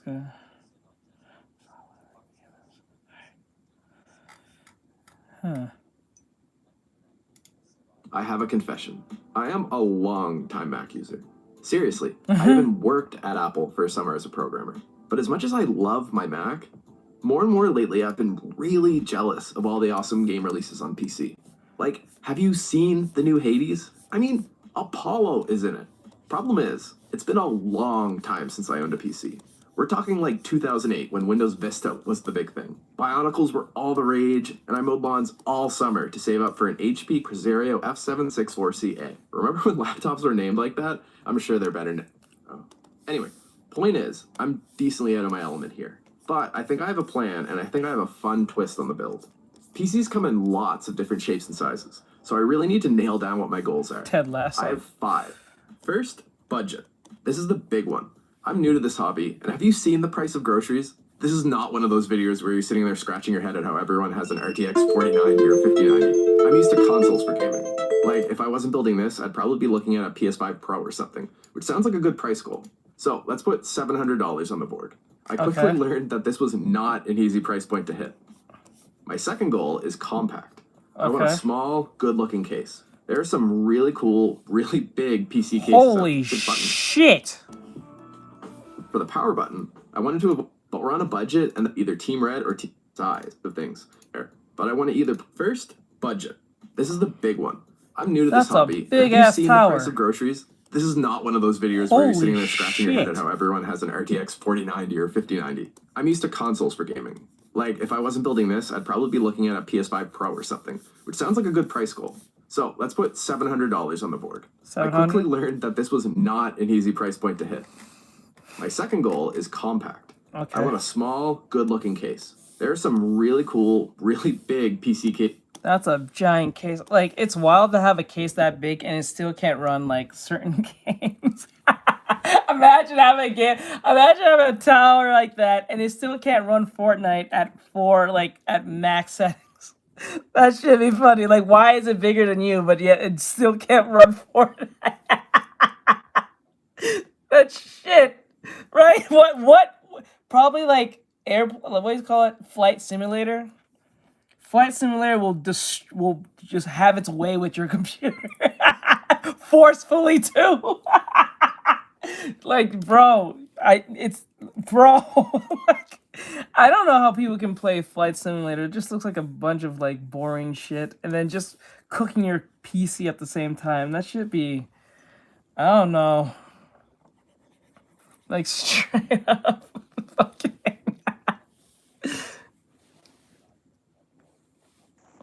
I got you. Cases up there. I'm more, to be honest with you, there's no AAA game that I'm very excited for than like the I'm more for like indie games. Indie games intrigue me more than anything. I find them more interesting to play. So put this by my desk or by my TV, so I'm looking for something with a smaller footprint that looks really nice. There's probably some people screaming though, because as you get really small, prices start to absolutely skyrocket, so we're gonna have to be crafty here. Third, I want it to be upgradable. As faster used parts get cheaper over time, I want to be able to upgrade my PC. So that unfortunately means no Steam Decks, no cool laptops, none of those minis form? Tiny PCs. All three types are cost effective and small, but there's really not much you can upgrade. Next up, modern. I don't want it to feel old. I want USB-C, modern Wi-Fi standards, and quality Bluetooth. Okay. Lastly, I want gaming performance. Computers get used for all sorts of things, from compiling code to running simulations, but for me, I just want to game on this thing. So that's really what I'm prioritizing, and I want it to be pretty awesome at that. There's no point building this if games end up looking bad on it. So with those 5 stars guiding our way, it's time to choose our parts. Let me tell you, picking these was go back. not What easy. did he say? There are no point for all sorts of. Next up, modern. Minis form? Tiny PCs. All three types are cost effective and small, but there's really not much you can upgrade. Next up, modern. I don't want it to feel old. I want USB-C, modern Wi-Fi standards, and quality Bluetooth. I Lastly, wouldn't get a want Steam gaming Deck. I would get a Steam machine. That you'd be better off anyway. I think a Steam machine, and I think you can upgrade that thing. It's not just a pre-built, that's it. I think you can actually upgrade your Steam machine. It's technically a computer at the same time. You can still use it for like productive stuff too.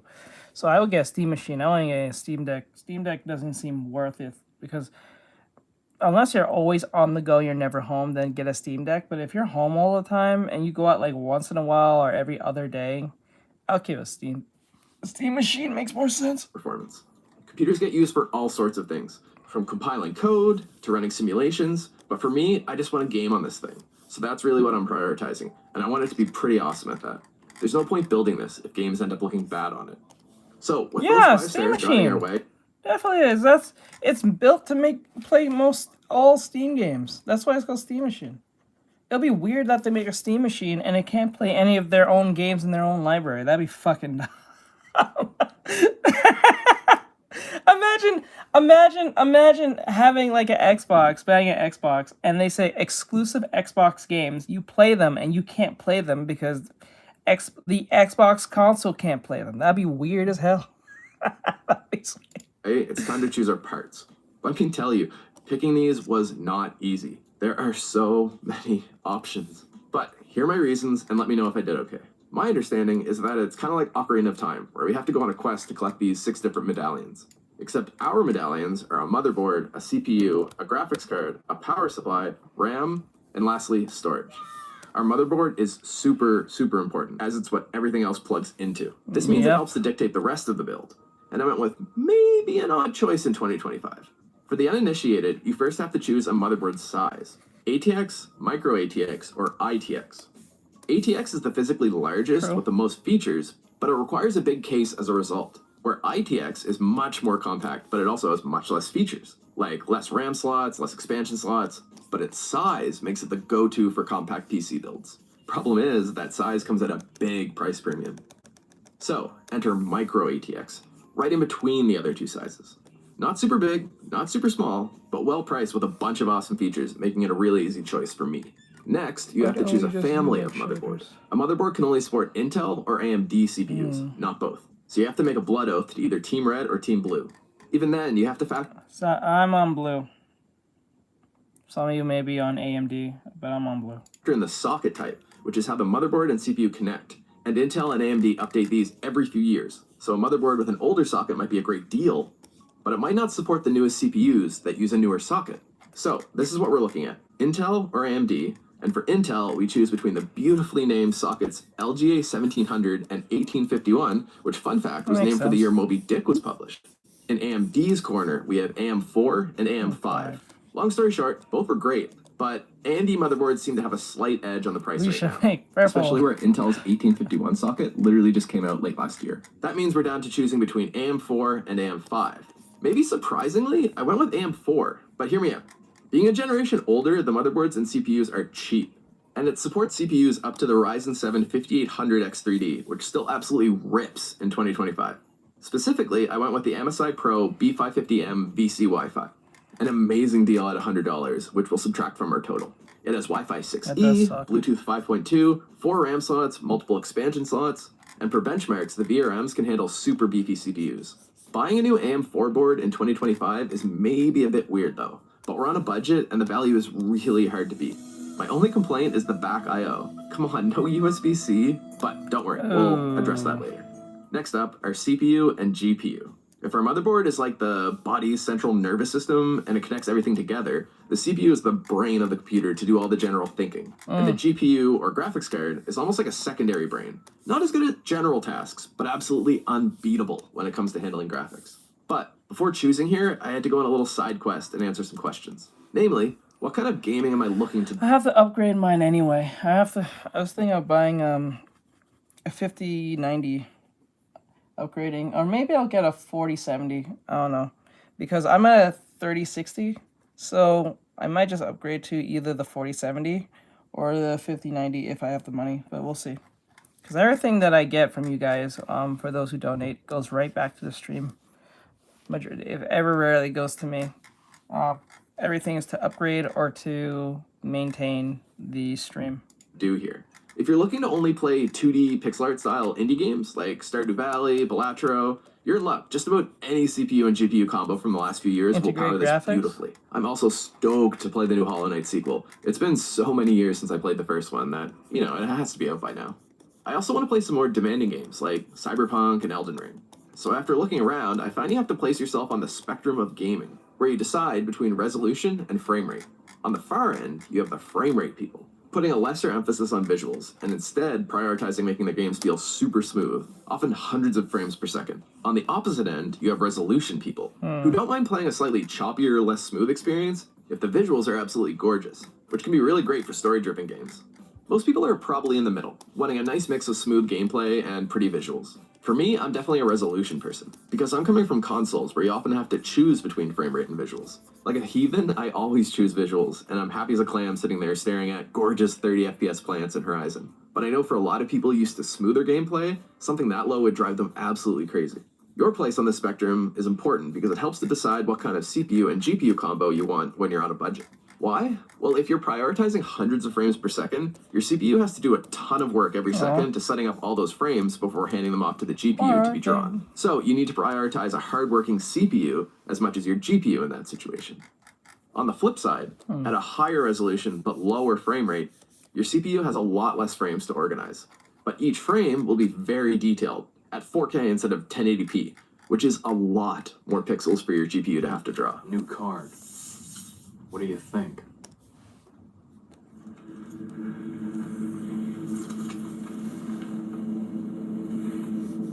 This video, this meme, I swear to God. I don't even think a lot of kids know what this is. Like, I don't think a lot of kids know what American Psycho actually is.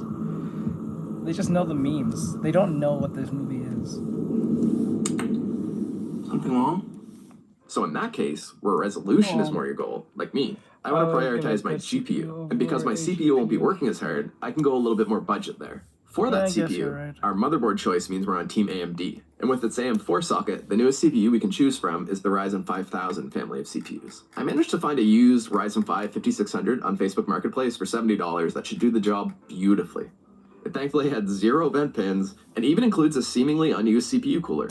But because it's used, I had to spend $7 on some replacement thermal paste. Remember when I said trust me? Let's back up this CPU choice. I got that thermal paste. And why I'm not worried about an older AM4 motherboard. Here's Linus showing the best of the best, the Ryzen 7 9800X3D that requires an AM5 motherboard, and comparing it to the best of my older AM4 board, the Ryzen 5 5800X3D, showing at 4K. Oh, that might be it. Difference is incredibly minor, maybe a couple extra frames. Or maybe and taking that 5800X3D, again, the best of the best for what's that one I think for EDM mostly? Oh my god, what is it called? Albion? M4, and comparing it to my weaker 5600, with 4K gaming, there's still not much of a change. So my 5600 should be awesome. Okay, on to the all-important GPU, where you choose between NVIDIA, AMD, and Intel. All three have their strengths, but GPUs can get eye-wateringly Yeah, I'm not gonna lie, expensive. CPU is very serious. Pretty important if you're doing like audio production. I don't think GPU really matters all that much.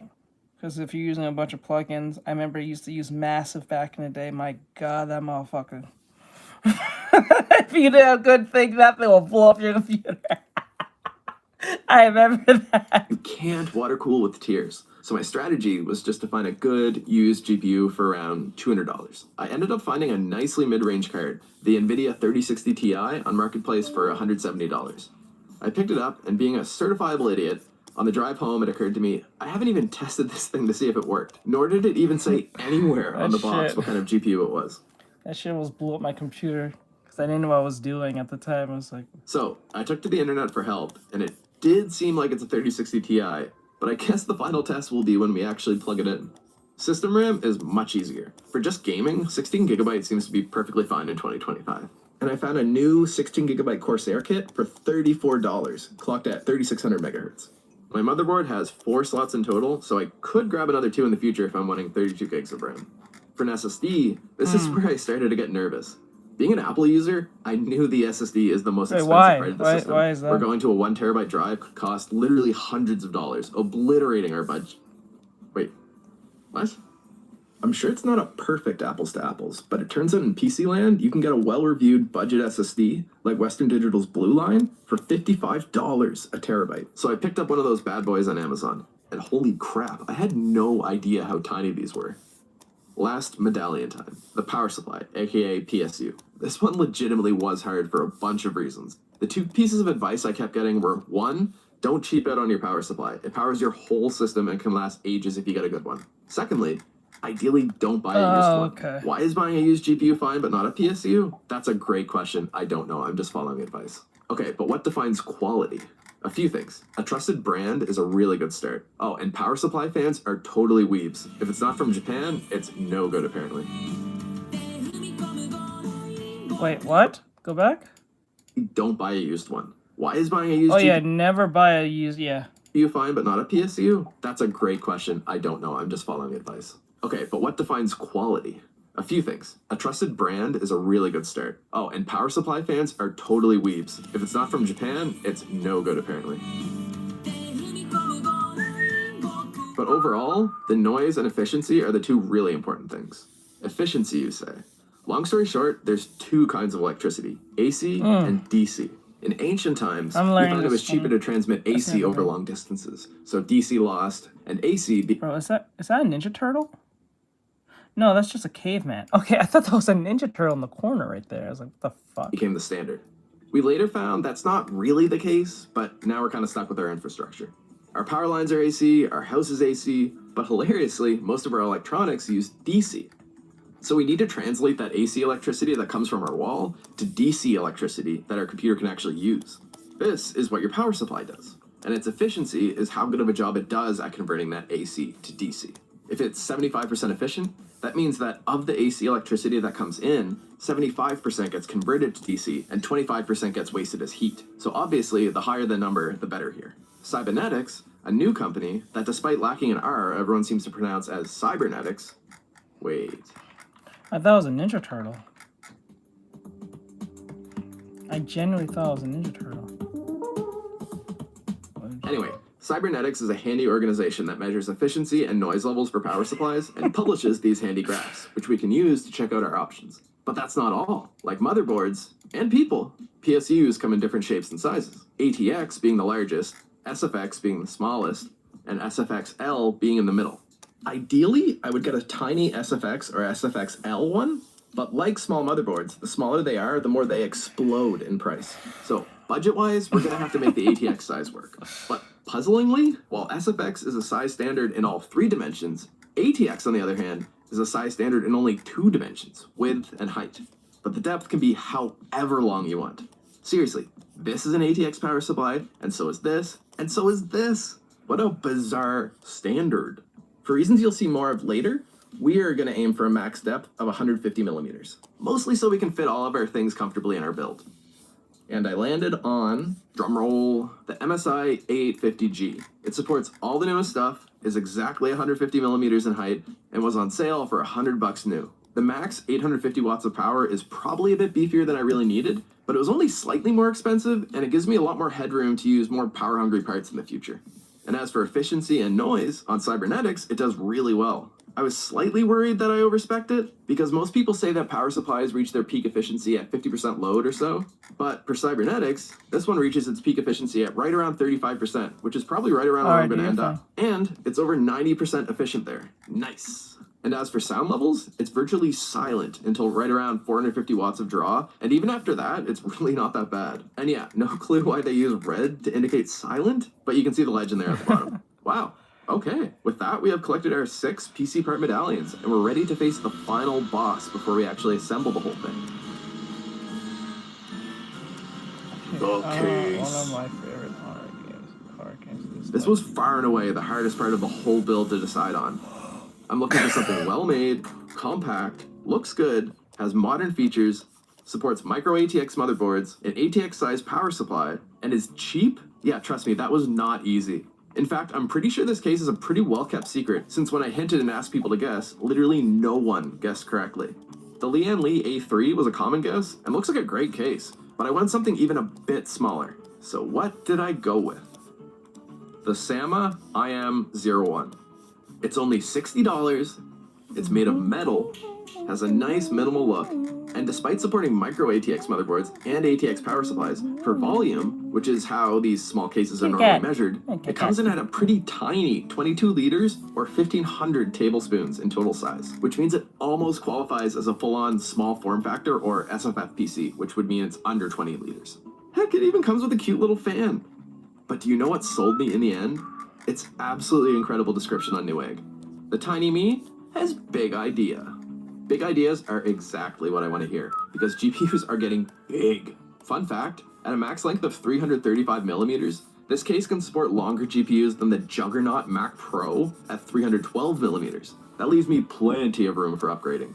But it's not perfect, and we're gonna have to modify it a fair bit, while still on a budget. First and foremost... Yeah, I try to make sure when I got my case, when I build mine, it was big enough to get... Oh, he's done with the game. Like, I made sure when I build mine, I got a big enough case, so if I wanted to upgrade, I didn't have to like compromise with GPU space, because that would piss me off if I had to do that. I love how simple and minimal the case is. With the front, it almost borders on bland for my personal tastes. And the airflow really isn't the greatest. There's a ton of gorgeous case fronts out there, so I wanted something a bit more visually appealing for my case. And thankfully, this one pops right off. Secondly, the front I/O makes me sad. My next statement will probably result in one of these situations, but I really think it's time for USB-A to die. It has served us super well since 1996. That's older than Good Will Hunting. Heck, the release of USB-A is closer to when humans first stepped on the moon than it is to today. Whenever I see it, I'm transported back to my school's library and the ancient computers that I'd play learn on. And it's not even like USB-C is some new, untested thing. It's like a decade old, which someone should really tell Logitech. And I can get much faster speeds. And more importantly, it's reversible, so I can plug things in the first time. That is old. So for me, personally, for my storage to even like my kitchen scale, I really only have USB-C things and cables kicking around nowadays. So this front I/O really needs a change. For a more interesting front, I had to look no further than the back of my monitor. This has been one of my favorite design flourishes of the last decade. It looks like an elegant cheese grater, and the nested spheres are so fun to look at, and it allows for really great airflow. I'm not gonna lie, this might give people trypophobia. I'm not even gonna lie to you. Something like this for the front of my case. Turns out, this design is pretty mathematically complex, so shout out to Jay Peterson for an awesome blog post on all the math required to reconstruct this case. I opened up my CAD software and punched the formulas in, and quickly had something basic. After that, I got out some calipers and took a bunch of measurements of all the existing parts of the case so I could design something that would snap right on.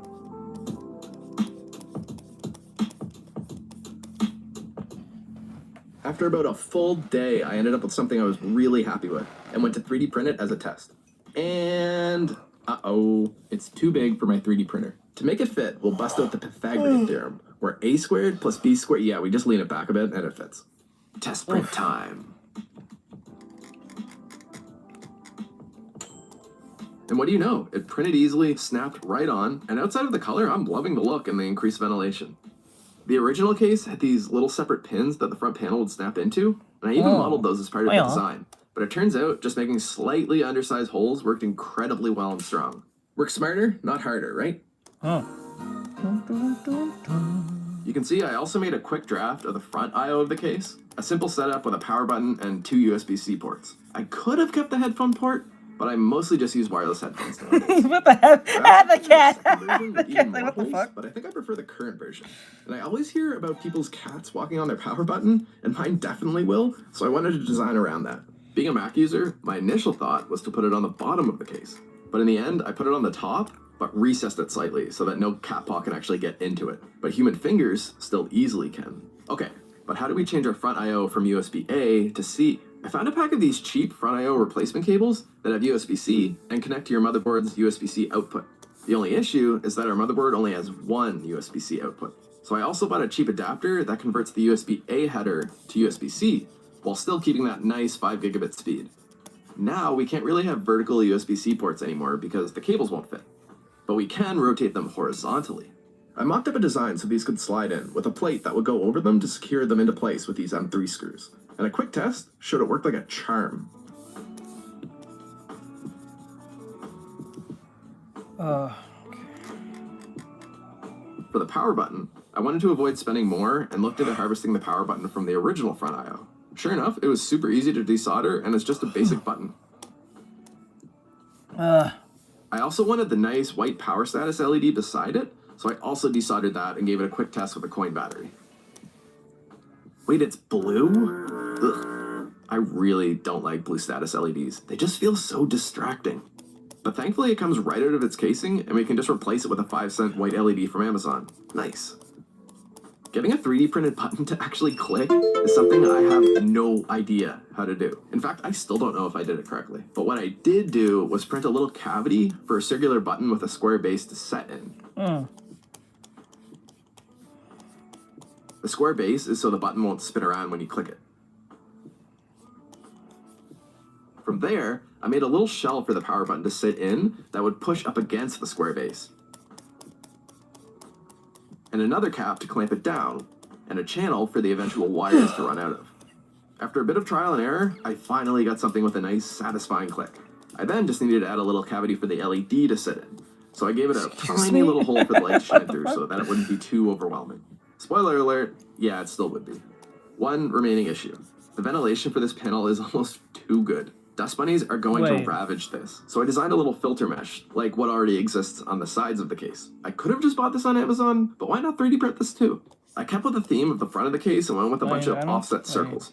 And holy crap, nothing has made my computer angrier than Fusion 360 trying to put thousands of little holes in a rectangle for some reason.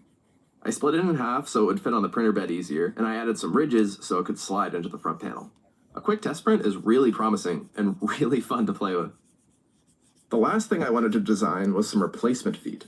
The existing feet are fine, but I wanted something less shiny that also lifted up the case a bit more for better airflow.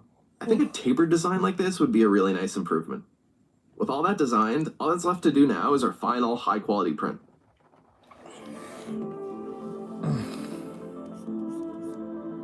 Oh, and if you made it this far into the video, hey Sep, I do remember you. Only if I genuinely earned What's it. going Maybe on? consider subscribing so I can make some more videos. I don't know if you can hear me.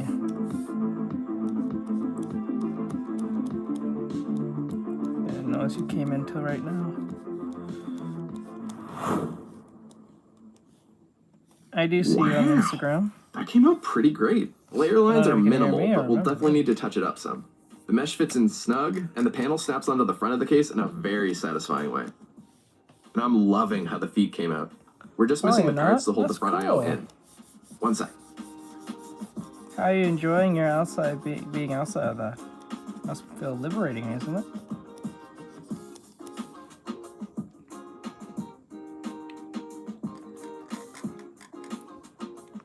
Yes, perfect.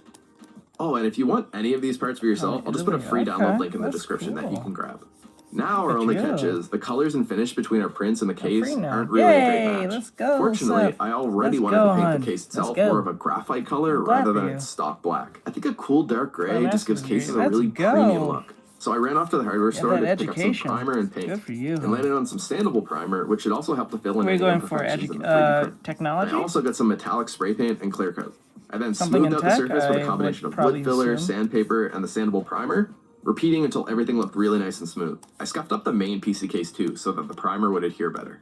Then, I just rubbed everything down with some IPA as a final clean. Time to paint! And it turns out, an old box for an IKEA desk makes for a perfect portable paint booth. I am no painting professional at all, but from what I understand, we want to slowly build up thin coats until we have a really nice finish. I added a quick satin clear coat to really dial in the finish, and with that, the case is looking pretty dang awesome if I do say so myself. Actually, wait a sec. So I'm at Home Depot as one does, and I randomly noticed these broomsticks that seem to be made of solid walnut no for like $6. desire and And I multimedia. got thinking, Okay, hey, I might be able to make okay. even cooler PC feet out of these. So I Alright. diced them, 3D printed the I'm jig, proud of you. Good for you. drilled some holes, Good that you're getting sanded and education finished them. stuff. So I hope things go super and well. now I over can't there in decide if I Italy. like these or the gray feet better. I'm genuinely curious what you think, so leave a comment. I didn't think I'll you go with remembered the me, walnut much for now. less. Okay, all that's left now is assembling the whole thing. After Actually watching surprised. a great build guide from The Verge, I'm feeling pretty confident. I keep hearing that it's just like Lego for adults. But if I do something dumb, please, please, please tell me. I know we start by placing the motherboard Thank on you, its no box problem, and build what we can outside the case first. I'm happy for you. One thing is that static electricity is apparently scary for PC parts, but Linus said we can mitigate it by just plugging in our power supply. Then I guess you'll touching be it in every here so more often. often, So right? we'll try to Yeah. remember that. Maybe not, because you're gonna be too busy trying to get around and stuff. I guess. Goat meal? You have a lot of What progress is goat actually meal? in drawing. That is correct. We'll be yeah. back to the tape right after this. You've been doing a lot since last time I spoke to you. It's been, I think last time I spoke to you was like back in 2019. It's been a very long time since then. It's crazy. You're doing great. Thank you. Like we right now I'm doing this study for my students for this what was it? Was a Sonic? It was Sonic it's a Sonic thing. It's a Sonic study where we're doing about where is it? Like we're doing like this compositional thing going on thing that I'm doing.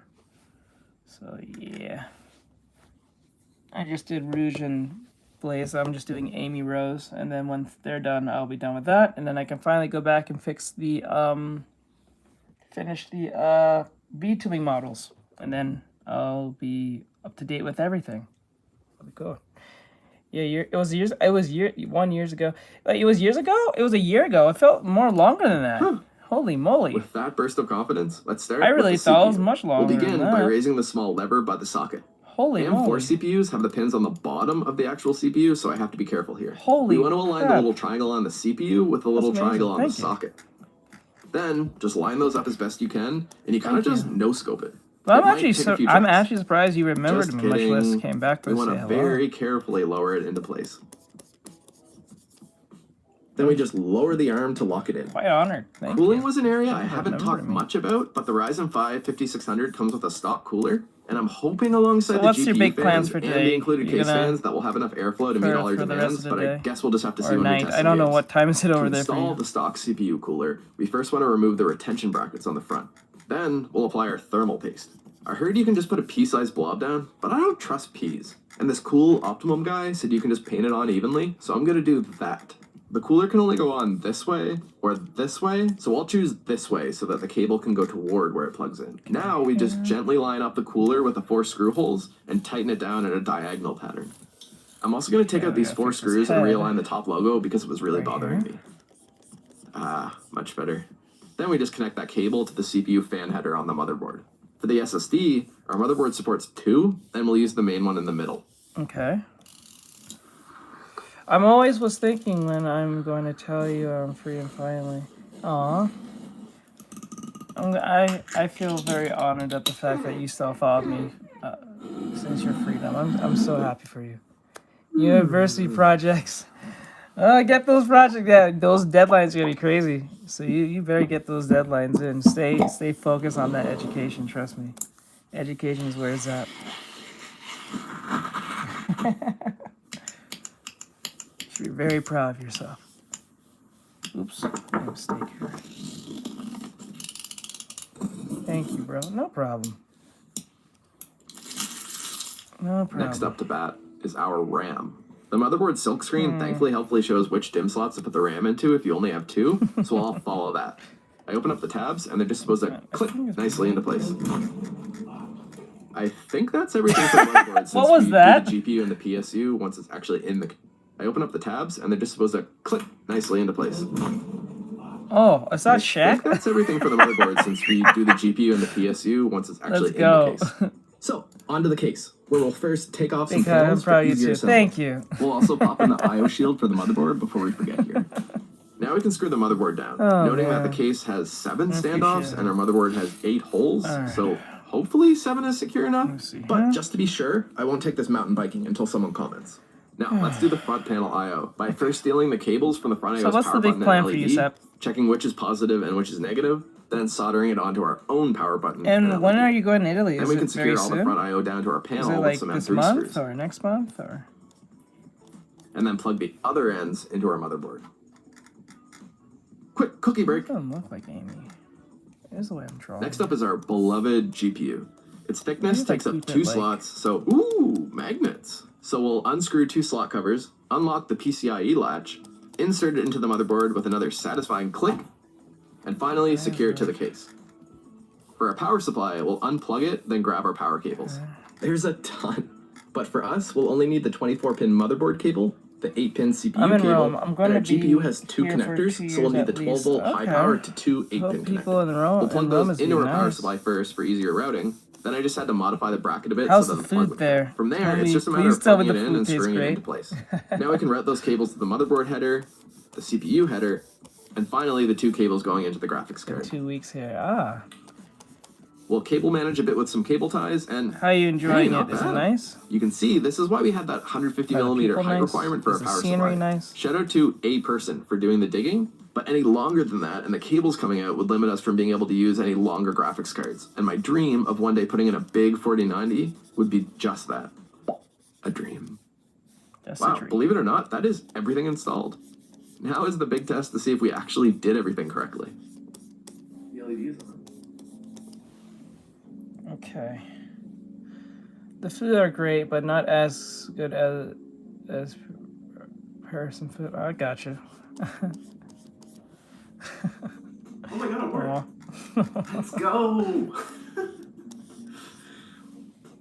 Yeah, people here are very. I figured I'd have to fix something on the first go, but it turned on. Is there a food first that you try. found that you like Actually, the there most was of? one fix I had to make. Because That even though you status say it's LED not is that still great compared to hilariously what bright. you're usually used to. Is there something specific that you like the most? so bright. The next time when I go to Rome, I'll try that. So I took a tiny bit of Make parchment sure I paper and melt put that, it into though. the LED hole, and it actually worked like a charm. With that solved, it's Windows installation time. I grabbed my laptop, and I Microsoft wanna makes it travel weirdly myself, hard to but create a I gotta USB work Windows my ass installer off. if you're not already a Windows user. Like, for some reason, there's no Mac or Linux installation assistant, so I'll just select the ISO there we file. go. And while that downloads, I'll hop over to GitHub and download this handy tool called WinDiskWriter. Basically, for some reason my motherboard will only accept a USB drive formatted to FAT32, which only allows files up to 4 FAT32. gigabytes. The Windows ISO file, on the other In hand, Italy? is way bigger than that. Oh, let's go with the pizza! Let's go! Yes! Margarita pizza! You know what? After this video, we're watching some food. We're watching, we're going to be watching some Roman food. It's in 10 minutes. Okay. So, you know what? Well, okay. Let me look for some. $1 trillion company Margarita couldn't build a non-Windows pizza, let's installer to break up that go! file into smaller Let's chunks. go! This tool by a random non-trillionaire will Let do it me beautifully. type that in. We just Hold plug in on. our USB drive, copy anything important off of it because it's gonna be wiped. Then in WinDiskWriter, choose the Windows 11 ISO file we downloaded, select our flash drive, set it Case to is FAT32, crazy. Okay, and just hit let's start. go. This might take a minute, but once it's done, Margarita. we'll just eject our drive. Pizza! Pizza! Look that up. Ooh. Back on, we now got the Windows installer. see. And from what I understand, Windows is perfectly usable nowadays without a product key, so I'll just skip that for Yeah, now. we're definitely Windows watching 11 this will right work after this nicely. stream. We'll After then this choose video. our 1 terabyte SSD for the install, and And it'll then get maybe to we'll work play installing video games Windows. later. I don't know. But We'll see. just before it finishes, it'll be like psych Yee. and ask us to connect to the internet and sign in. But we can Made bring me up the hungry command now. prompt I'm with Shift hungry F10 now. and Super type hungry. ubi bypass NRO, which will allow Going us to back. install Okay, Windows finish without it. needing any internet connection or Microsoft account. Nice. After that, it's as easy as clicking through a few easy setup screens, and we're greeted by the Okay. Windows desktop. Okay, let's download Fix some her apps. up. And We're my definitely internet watching doesn't that work, after this. which means it's Or it's time to near done install anyway. some drivers. I'll grab my MacBook since, no internet on this computer yet. And because MSI makes my motherboard, we'll grab a bunch of the drivers from their website, including the chipset drivers, as well as Ethernet, Wi-Fi, Bluetooth, and audio drivers, so Windows can properly use all those components. I'll throw those on a flash drive, and then I'll plug that into the new PC, and then it was just a matter of finding and double-clicking a bunch of files called setup.exe and waiting around for drivers to install. There's even some cute install wizards that look like they're from Windows XP. Aw, And woohoo! that's cute. I have internet access, That's which means cute. I can do everything going forward right from my new PC. First use of that will be to go to the NVIDIA website to grab the drivers for our graphics card. These were pretty easy and even had some great jokes like the 5090 being available. After that, I just had to Yeah, update pizza's Windows. where it's and at. after I it love rebooted a few pizza. You know times, how I was much? You feeling guys know how much I pretty love good. pizza. Pizza's my favorite That thing is. to eat. Until I my realized there was top one thing, last one of thing my to top update, 5. and it's genuinely the one thing that scares me the Is most my for some one reason. thing. I'm The a motherboard's plain Jane when it BIOS. comes to pizza, It but I always love looks so fucking intimidating. pizza. And maybe Pizza's I where can it's Update at. the BIOS. And maybe you're a little fat bear cub with no wings and no Ability to update the BIOS. You know, if that was if this was if this show is still going, this will be considered offensive. But it's important, so That's let's do crazy. it. Oh, and for the unaware, the BIOS runs when your computer starts up to get all your hardware configured before Barbecue handing it off to pizza. Windows. Kind of like how a parent might get a kid Barbecue ready pizza, I before never sending had them that. off to school. We can check our give it motherboard a try. manual for which USB port we update the BIOS with. And yep, it's a USB-A port. Okay, I have never tried Korean barbecue. Is it really good as people claim it to be? I want to try it. So I grabbed an old flash drive, which apparently has to be less than 32 gigabytes. Then we go back to the MSI website to grab the download. See. There's a text file with instructions, but we just want the file with the actual juice, and then drag that onto the flash drive. Oh, he's near Make sure done. the flash He's drive about is to finish in the in, flash like, BIOS port, and then just in shut down 3 your computer. minutes. Now, maybe this was fear-mongering, but apparently if your power drops out while the BIOS is updating, your computer can be toast. So I'm gonna go full nerd and plug this into a little, again, not sponsored, battery to be on the safe side, since my power can be kind of screwy. Okay, so now after turning it back on, you have to keep mashing the delete key, and then we'll be brought into the BIOS, where the UI appears to have last been updated when the first Lord of the Rings movies came out. Damn. Oh, did you know the actor broke his toes in this scene? Crazy. We'll select mFlash at the bottom, which will bring us into flash mode, where we can select our flash drive, and then our juice file, where it'll update.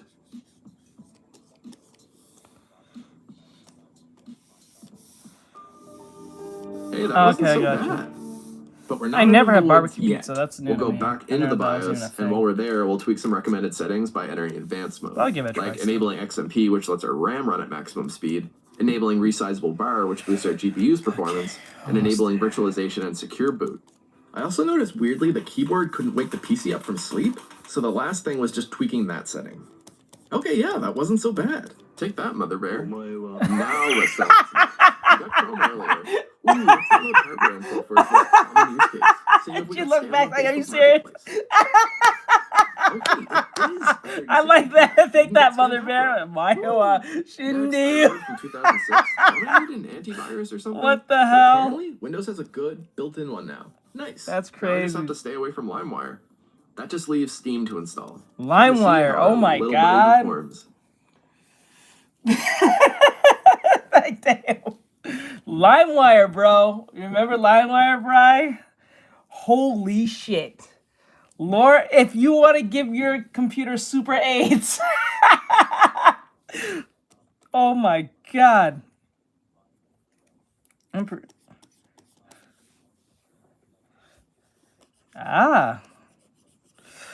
Bro. LimeWire, bruh. I'll download Cyberpunk 2077. I downloaded so Walk with many Wukong. shits on that. So many different pieces of music. I'm not gonna lie. You are in some weird gateway towards the deep web if you use LimeWire. Like, it was like a strange gateway to it in a weird way. Just whatever you download, you better hope you wrote the right thing. Because if you didn't, And Stardew Valley, the classic trio of modern benchmarking. Starting with Cyberpunk, let's try 4K and lean on DLSS, which is NVIDIA's fancy AI upscaling technology. Now, to a seasoned gamer, you might be like, meh, you're leaning on a lot of DLSS upscaling, and that's not even 60 FPS. And to that I say, yeah, you're totally right. But let me tell you, as more of a casual console gamer, I am genuinely over the moon at how gorgeous this is. Things aren't perfect. Cyberpunk's making the CPU quite toasty at around 85 degrees, and the fans are going pretty hard right now. Yeah, I hate that. When I start like when I'm streaming and we're playing game and I'm trying to get everything set up, and when I see like the I can see the GPU number going up because when I built mine, I put like a limiter thing so I can see the number. When I start seeing that shit even past like 70, like once it gets to 70, 75, I'm like, oh fuck. That's when it starts bottlenecking and shit. That's when I know I have to upgrade because like that shit be pissing me off. And then when it hits 80, we done. Nah. With Wukong, we'll select similar 4K graphical settings as we did with Cyberpunk. And honestly, still really good. Right around that same 45 FPS range, I would say. And dang, what a beautiful game this is. Temperature-wise, it was actually a little cooler with temperatures hovering in the mid-70s. Mid-70s? Wow, I sound like a weatherman. Last but not least is Stardew Valley. It's a good place when the game is like 50-60. If you can get your game to the 50-60, oh my god, that thing's gonna move like, oh my god, it moves like butter. Like, oh my god. Crisis in terms of benchmarking. It's running at a blistering 500 FPS, so I can finally beat Abigail at the Egg Festival. Imagine playing Stardew Valley and that shit be hitting 85%.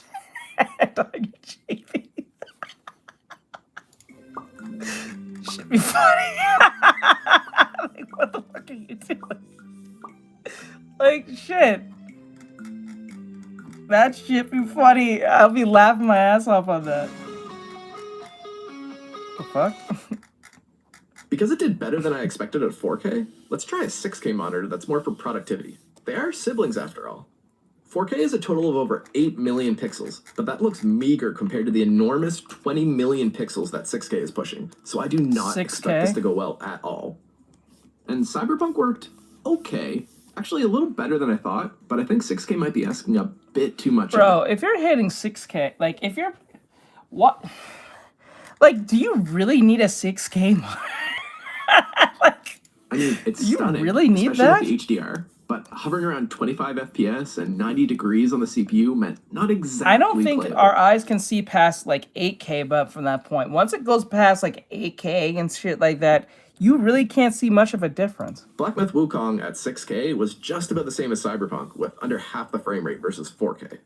Again, a very pretty slideshow though. Stardew Valley still absolutely crushes it with 500 FPS though, and the map is comical at the default 6K zoom level. Do you really need 60 frames per second to play a game with farming little pixels? Is it really the difference in experience? You're just watering pixel plants, bro. Is it really that serious? Like, bro, I don't... No, you don't need that shit. You can like, basically see the next town over. Enough about monitors though. Man, plug this thing into a big TV and connect a controller and I'm not really missing my console for couch play. I just need a bigger desk now. Okay, yeah, it plays great, good for you. But how are the thermals? The noise? We have a pretty piddly fan setup after all. Honestly, pretty good. After gaming for a while at 4K, the CPU is quite warm at around 75 to 85 degrees, but it's never thermal throttle. Power. With the GPU, it's not exactly cool at 70 degrees-ish, but I would give that a passing grade. This PC could probably use another well-placed fan, though. Nah, I don't think so. What about the sound levels? Again, pretty good. Even with the game muted, you can hear the fans, but they're not that loud at all. Definitely room for improvement, but it doesn't drone on. And with the game audio playing, you cannot hear a thing. I made sure when I got my PC, you guys can't hear this hoe. Dead straight. I made that apparent because I have like a mic, right? And I don't like my mic picking up my PC. That shit pisses me off beyond anything. Like, oh my god. I don't want to hear that sound in the background when I'm editing.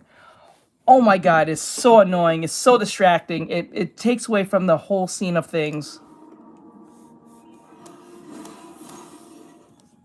Dang, I am genuinely so happy with how this PC turned out. Building it was so much more fun and easy than I could have ever expected. Like, I get the appeal now. And I came in well under the $700 budget at $596 for just the parts, and $642 if you count the customization. Well under the PS5 Pro, and even cheaper than the new M4 Mac Mini. That leaves me with $58 remaining, so I'd really appreciate it if the Straight experienced up. PC folks give me some recommendations on what to spend that on. Maybe some better cooling or RAM? And again, if you made it this far, maybe you enjoyed the video. So only if I genuinely earned it, maybe consider subscribing, because I have a bunch more fun ideas I want to make.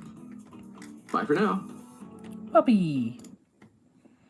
All right, let's see what we have here. Except I don't need that. Okay, do I need this? No, don't need this. It's 6 something. Should we play a game? Oh, shit. Hey, Bri, can you ask Mikey if he's available today? Actually, you know what? Never mind. I'll do it. I'll do it,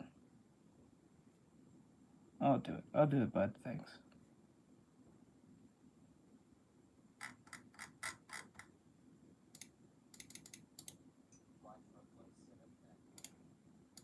Yeah, I don't like making Bri do too much.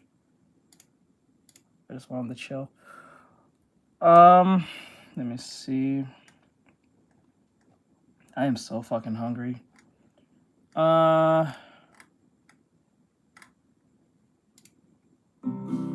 Welcome to the Poor Man's Gourmet Kitchen. The Poor Man's Gourmet Recipes. I like this. I like the name. The Poor Man's Gourmet Kitchen. We're going to start out this recipe with some garlic. Ooh. Garlic. Let's go. Chop it up real fine.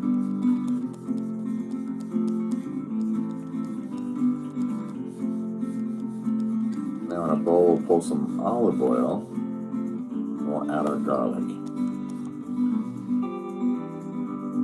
A little bit of salt.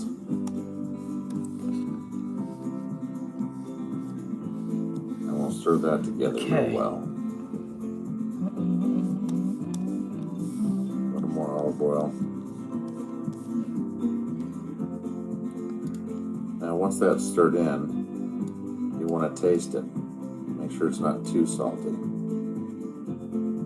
Next thing you want to do is cut your tomatoes about this thick here. And we're going to marinate those in this olive oil, garlic, and salt mixture. That's what's really going to give this margarita pizza its flavor. Once you stir them in real good, just let them sit for about 10 to 20 minutes. Now, fresh basil. Do not use dried, dehydrated basil. Fresh basil only. And here's our pizza dough and our marinated tomatoes. What we're going to do is press off the tomatoes and just drizzle all of the marinated garlic oil over the top of the pizza here, because that's going to be our sauce. That's going to create such a flavor you just won't believe it. Incredible. Just smooth it in with the back of your spoon in the same you would any pizza.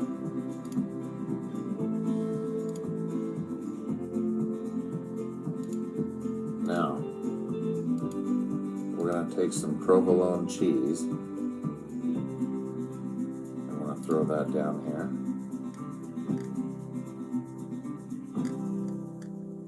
We're going to top that with some mozzarella.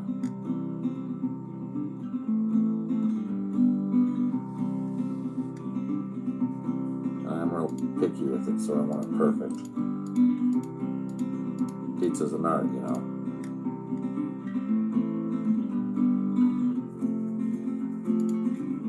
Now our fresh basil.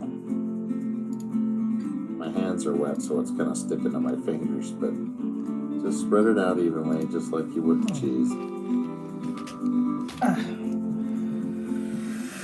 Okay.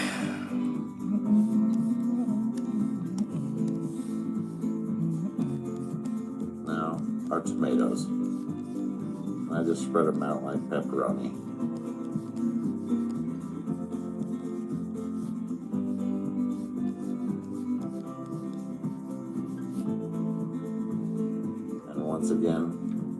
we'll take this olive oil garlic mixture right over the top. There's too much flavor in it not to do that. And there's garlic in the bottom here that needs to drop over the top, so that'll help the flavor tremendously. So don't let that waste. And then last but not least, we'll just go ahead and top it off with just a little bit more mozzarella for it to just melt in and fuse all those flavors together. I think this is not. And off to the oven. I'm gonna throw it on the bottom rack there. 550 for about 6 minutes. And out she comes. Still sizzling. It is getting to you. Get a good look. In a good way or a bad way? Perfect. Hopefully a good way. Exactly the way you want it. Right here. I hope it was a good way, like you're just hungry. See the tomatoes, the basil, the cheese, everything looks perfect. And I'll just throw it on a cutting board here after it's cooled. And give it a slice and a dice. Yum yum. Oh, that's the difference between them. Okay. I was wondering, why does it look like... Now, if you get a good look at it here, you can see the bottom is the way you want it. Crispy on the bottom. Perfect. And there's your margarita pizza. It's worth it. Right here in Just the give Poor it a Man's try. Gourmet You may or Kitchen. may not like it, but it's good. Thank you for watching, and be sure to stop by poormansgourmetkitchen.com. You know, I for find it more funny when recipes. people say it's disgusting you guys put pineapple on pizza, but the same people who will say this will be the same people who will do the challenge of eating mustard with a watermelon. It's fucking weird. And exact ingredients.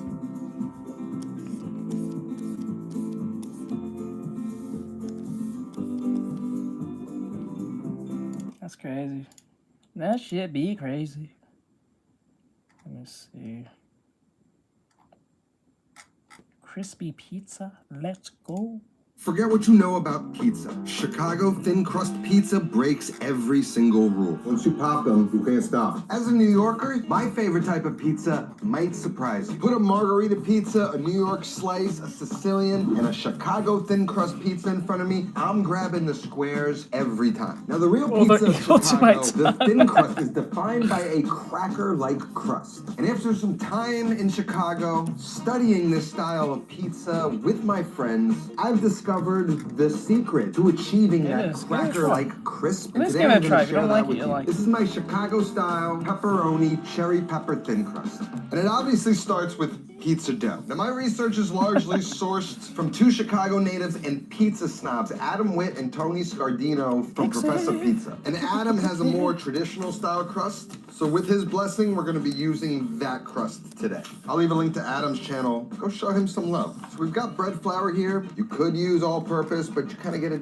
slightly different texture. I like the texture we get with bread flour, and we're gonna need 725 grams of it. Then one of the more iconic parts of this dough, we're gonna use 25 grams of cornmeal. We're also going to be using this on the pizza peel. They're almost like ball bearings, right? Help slide the pizza off the peel. We're going to need 370 grams of water, around 90 degrees. Then to that water, 60 grams of olive oil. Then in a separate bowl, we're going to take instant yeast. We need 4 grams of that. And instant yeast is nice. We don't need to bloom it. We can just add it right in. It's going to work great. Remove that, add another little bowl, and then 10 grams of salt, and then 10 grams of sugar. Okay, everything's measured out. Now you could use a bowl to make this, KitchenAid, or it's easy as throwing it on a food processor. You don't have to cook cook it. Give the two flours a You don't little have mix, to cook and pineapple. we're gonna get that in just there. take like Let a it can go of and then pineapples stream and in cut them and the put them right on top You of just pizza. want to run Call it it until a done. ball starts to run You don't around have the to if plate. you cook it.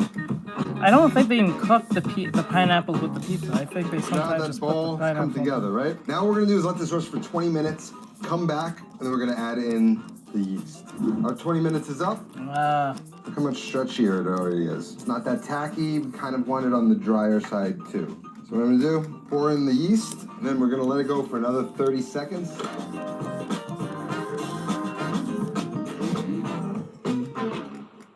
What the fuck? Did I really just break it? Oh shit, you broke it, bro. That happens during the test, right? Always when I shoot. All right, we resort to hand now. I'm gonna work that yeast in a little bit more. Now, if it's in the KitchenAid or if it's still in the food processor, that still works. Leave it in there, let it rest another 30 minutes. All right, now, so we're gonna open it up. I'm gonna take the sugar and the salt. I'm gonna add it in. Then I'm gonna just start to knead it in the bowl. Try and suck up all that salt. And I can take it out of the bowl. Yeah. We're just gonna do some final kneading. Work that sugar and salt in there. If you still had it in the food processor, you would just be letting it go. So at this point, the dough shouldn't really be sticky at all. Almost on the drier side. No, And now all no, that I salt didn't mean to sugar's delete that. No, absorbed. I fuck. kneaded it Sorry for about that. About 3-5 minutes. Didn't mean to have not the And now show. I'm just shaping it until we get a ball. Yeah, it does You that. can almost see the little flecks of cornmeal in My bad. there. Nicely incorporated. That adds some nice flavor to the Didn't mean dough. to So now what I'm going to do is cut that portion out. it in half. Should be about 2 600-gram pieces, and then cut those in half. Now you just want to take them, fold it in, pinch the bottoms, pull it in, and start to pinch the bottom with the edges of your hand. You got a nicely shaped ball, sealed up at the bottom. Set that off That- to the that side. We depends keep it with the me. rest. Then we got 4 Pyrex bowls. I'm gonna go Like in that's a each that's one, a just that's add a like strange one for me. I can little never like teaspoon of well olive. not There you eat go it, in. but it really Coat the depends thing on the with pizza olive oil. itself. If it's gonna be cold. Now from here, I we can cover eat a them, cold pizza, but and it we really have depends options. on what You could go type ahead, of leave pizza I'm these eating. out, let these rise, let them double in size, and cook them I would later. prefer a One of hot the things one, but I don't Tony mind eating a Scardino cold one does is the trick that we're going to show you, he would do, he just doesn't have the space to do it. So the option he goes for is par baking the dough, which if you wanted to cook this later, you'd roll it out thin, par bake it, then start to add your toppings, and you can get it nice and crisp. However, we're going to let these ferment in the fridge. Now you can do this for 1 day, 2 days, 3 days. You can do it for 4 days and it gets even better. Kind of the longer this goes, the more flavor and easier to work with. But I've just let this go overnight and the results are great. So into the fridge these go, and we'll catch back in a day or 2. Oh, Now about that it's 2 food, days bro. later. When I tested this, I made 4 doughs and tested it at each day. And I can confirm the more days you wait, the better the dough just becomes. Now here's the real secret. We're not making this pizza today. We're going to take it out of the fridge, take them all out, whatever you want to do. We're gonna let it come up to temperature, take that chill off, make it a little easier to work, and then we're gonna roll it out today, put it in the fridge overnight. This is a process known as curing the dough. That drying out Curing is the the secret to why this gets crisp. Even with all the ingredients on top, all of the fat, that crust stays crisp yet tender. It's an incredible thing. So it's been about an hour, should be ready to roll out. We're gonna use some flour on the board. And then we're gonna bang that dough onto the board, flour on top, and then just start to press it out. Nice round circle, try and get that flour everywhere. And then what I'm gonna do is just go around, start to even it out. We want a really uniform thinness. So with this hand, I'm squashing, and with this hand, I'm just pressing the edges. I'm just trying to get it nice and even. And onto the board, and with our rolling pin, just like we do with pasta, we're gonna roll out, turn. We're gonna start in the middle of the dough and roll out, turn. That's gonna help us get a nice, even, circular shape. Once it's out, you can sort of put it in place and then maneuver your body around. That's fine. Now you can make it just like that. But if you remember in our Pizza Professor episode, Tony trimmed the edges. We're gonna do the same. I'm just gonna use that pizza tray as a guide. And what this is gonna do, as you'll see, not only make sure it's the same shape as what we're gonna serve it on, but it creates this open edge, right? Which sort of makes it more resilient to burning, but also makes it nice and crisp because you've got this nice exposed edge. Next up, we're gonna take our pizza tray. We're gonna put some parchment on it. Next up, we need to dock it. Now, there's a rolling pin that has little points on it that'll dock it, but at home, we can just take a fork and go around the dough. Just go all the way around. Just gonna make sure it doesn't puff up anything crazy when we bake it. Now we're gonna take this, place the docked side down, then I'm just gonna place a piece of parchment just like that, and that's it. I'm gonna leave it like this and throw it in the refrigerator. Now remember, this is a 2-day dough. I recommend you making the 4 doughs and trying it one every day so you can understand how the flavor and the texture varies and which one you want to do going forward so you can prepare whenever you want to make this, the amount of days you need ahead. So into the fridge until tomorrow. Now here we are, this is day 4. We're ready to kind of prep the rest of the ingredients. Now here, for the tomato sauce, we're making a basic tomato sauce, but we are going to cook it, which isn't something you often see on a pizza. We're using my favorite tomatoes of all time. You've seen me use them for years, but you've never seen me use crushed tomatoes. But in this recipe, it's actually the perfect consistency, and once we cook them for a bit in some garlic, some olive oil, and some basil, it's really gonna be a perfect tomato sauce for this pizza. Best of all, we just have to open up the can. We don't have to run them through a food mill. And instead of slicing, I'm gonna take some garlic cloves, I'm just gonna smash them and infuse the olive oil with that flavor. You can slice them up. To be honest, I'm just being lazy. A little bit of basil, and we're ready to make sauce.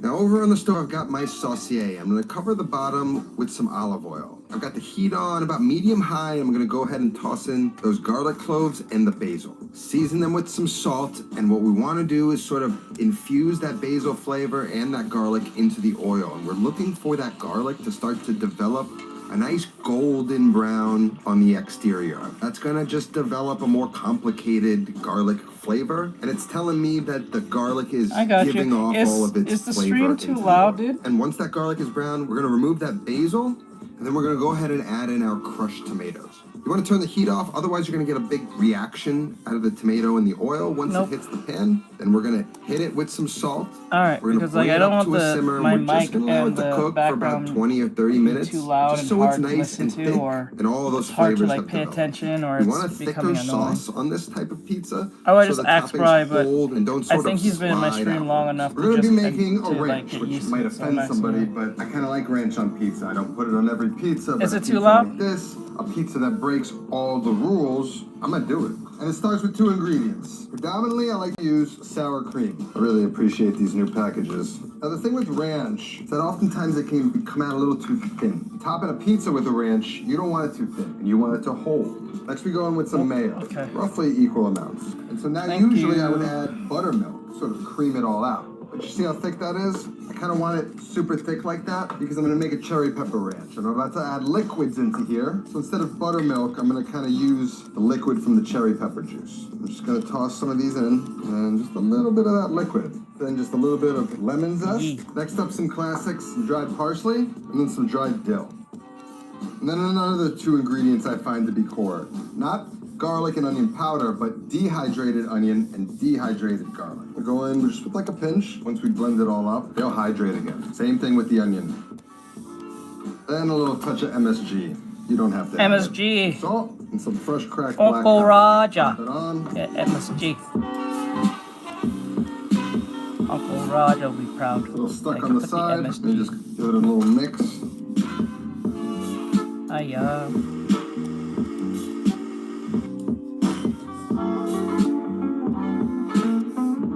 See, it's nice and thick. What we're gonna do, just to help us present it at the end, is put it in a squeeze bottle. Set that in the fridge. Back to the cherry peppers. Now in Chicago, they serve it, sausage, pepperoni, jardiniere. That's like one of the classic combinations. Jardiniere is just like spicy kind of pickle condiment. In New York, we're gonna use cherry peppers. We get some nice red ones in there. I like the color of the red. Pops on the pizza. Put some green ones in there too, because the pepperoni we're gonna be using is red.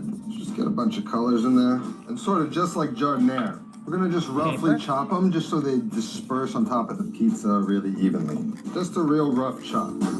Rough chopping the pizza. Next up, of course, is our cheese. Low moisture mozzarella is the game, and not all of them are created equal. And I've tried a bunch. I've determined my favorite, especially for making pizzas, really, and it's this brand. It can be found in Whole Foods. It's quality. It's gonna work great. It's not gonna get all split. It's gonna be nice. And the combination of whole milk mozzarella and part skim, you'll notice the part skim is a little firmer, like string cheese is. The whole milk is a little bit more butterier and softer, and the combination of the two, I might go with the whole nice milk. meltiness, that creaminess in the cheese that you want in pizza. So I'll we go need to with the grate whole them. milk. It's about a half pound of cheese per pizza, so just grate accordingly. When I grate a cheese like this, I like to use some parchment and just grate it right on there. the whole milk first. It's a little softer. Sometimes it's harder to get all the way. I'm just gonna kind of keep it nice and chilled and grate it immediately. And then the skim. It's a lot easier to grate. It doesn't like kind of fall apart as much. Give it a little mix. Then the parchment makes it really easy to just transfer into a bowl. And then pepperoni is mighty important. And if you're looking for a good one that I really like, surprisingly, is Whole Foods brand 365. Surprisingly good pepperoni. Right size, no skin on the outside. They don't cup as much as cup and char, but I like them. Now our sauce, just after prepping everything, looks very nice. Just gonna pull out the garlic that I see. And before we make a pizza with it, we need to cool it down. Now you see how that sauce is nice and thick? We're gonna allow this to chill in the fridge until it's room temperature. So now I'm gonna start preheating my oven. I'm gonna set it to 500 degrees, and for this, You have me a we're gonna need a crumpet. pizza stone or a pizza steel like I have. Usually you have the pizza steel on the bottom rack, but we're gonna move it up to the top. We're gonna allow the oven to get to its preheated 500 degrees, and once it's preheated, we're gonna give the pizza steel an hour to heat up, hold on to its heat. It's gonna give us the best result. So now our oven is preheated, and here's our dough, dried out. This is an insane trick you would never think of unless a Chicago guy tells you. But that is almost going to ensure perfection. So now, we can throw it together. Now, before we get the pizza onto the peel to start working, we're gonna take some more of that cornmeal. Remember, like those ball bearings? Just gonna slide it right on, and also give it this texture, this little crunch on the bottom of the crust that is iconic on this pizza. A little Midwestern touch. Now we can take our parchment, and as you can see, we have this sort of not as dried out section on the other side, and that's where we wanna build the pizza. Underneath, should roll around easily. Now my measuring spoon for pizza like this Thank you, is Shadow. this big spoon right here. And what I'm gonna do is 1.5. That's probably 1/3 of a cup. Then we're just gonna go around, and in Chicago crust, we take it all the way to the edge. Pizza You see how party. nice and thick the sauce is? That's what we want. Just get gentle when you get close to the edge. I kind of like to splatter it into the dough, because there's a little bit of thick edge around there. And this is all about balance, right? The right amount of sauce, the right amount of cheese. If you want, just dot it in a few places, even it out. You don't want this pizza dry. On top of that, pecorino romano, right onto the tomatoes. I got you. Me, what I found anywhere from 6 to 8 ounces of cheese. All about that Thai. The right amount on top. Okay, That's a good enough amount of cheese for me. You could add a little bit more if you want, but I think that's gonna be perfect. Next, the pepperoni, and this is a key part. We want a really beautiful pizza at the end, so we're going to put this pepperoni on a very specific way. I'm gonna start in the center, and I'm gonna closely nestle them together from nice and tight. On top of that, cherry peppers. The pizza should look good before it even goes in the oven. Even pepperoni distribution, even cherry pepper distribution, balanced amount of cheese, and Where's the balanced amount of sauce. technology? Now we're just gonna slide this onto the pizza stone, cook this for around 10, 12 minutes, depending on the color that we're getting and how melty and beautiful it all looks on top. And because that cornmeal and because we dried that crust out, it's right off the peel, right onto the steel. It's nice to have one of these little pizza rounds. When it comes out, I'm gonna rest it on a wire rack with that steam under escape. About halfway through, we're gonna check the pizza, start to rotate it. Make sure it browns nice and evenly. It's a high likelihood it's gonna be smoky because of the cheese hitting the steel. That's sort of expected. And what I'm looking for on the pizza is that edge of the dough to be nice and golden brown and darkening up nicely. When I pick the pizza up, it's nice and stiff and crisp, and the cheese is bubbling and browning around the edges of the crust. Crisp little edges, that's what you're looking for. Now, my favorite part, the secret, the party cut, the square cut. First, down the middle. Now you go split that half, and then the other half. Turn everything, same deal. And then we hit it with the ranch. Now if you know anything about Chicago pizza, you know that this is the best piece. Notice how it's thin, but it's light. There's an air pocket in there. That's from fermentation. The dough's got flavor. It's not just a cracker. and the bottom is extremely crisp. Man, I told myself I wasn't gonna eat another pizza. I've eaten 4 in the last 4 days. I've got 4 more doughs in the Hell yeah. refrigerator. I said it before, I'll say it again. Once you pop them, you can't stop. And now the test. The middle piece, super crispy. That's how you know you did it right. You want the recipe? The link's going to be down in the description. You want to join my new cooking school over on Patreon? Community of home cooks I've started. The link to that's going to be down below. We do 2 new lessons, new videos a month, 1 live stream. I give you guys homework. We review it. You got access to me. Anyway, this is bad news for me. I'm going to go take care of it. That's all that I have today. I'll see you next time. Until then, take care of yourself and go feed yourself.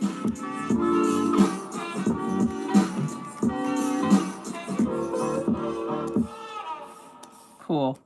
Cool video. Not a bad video. That's fun. Alright.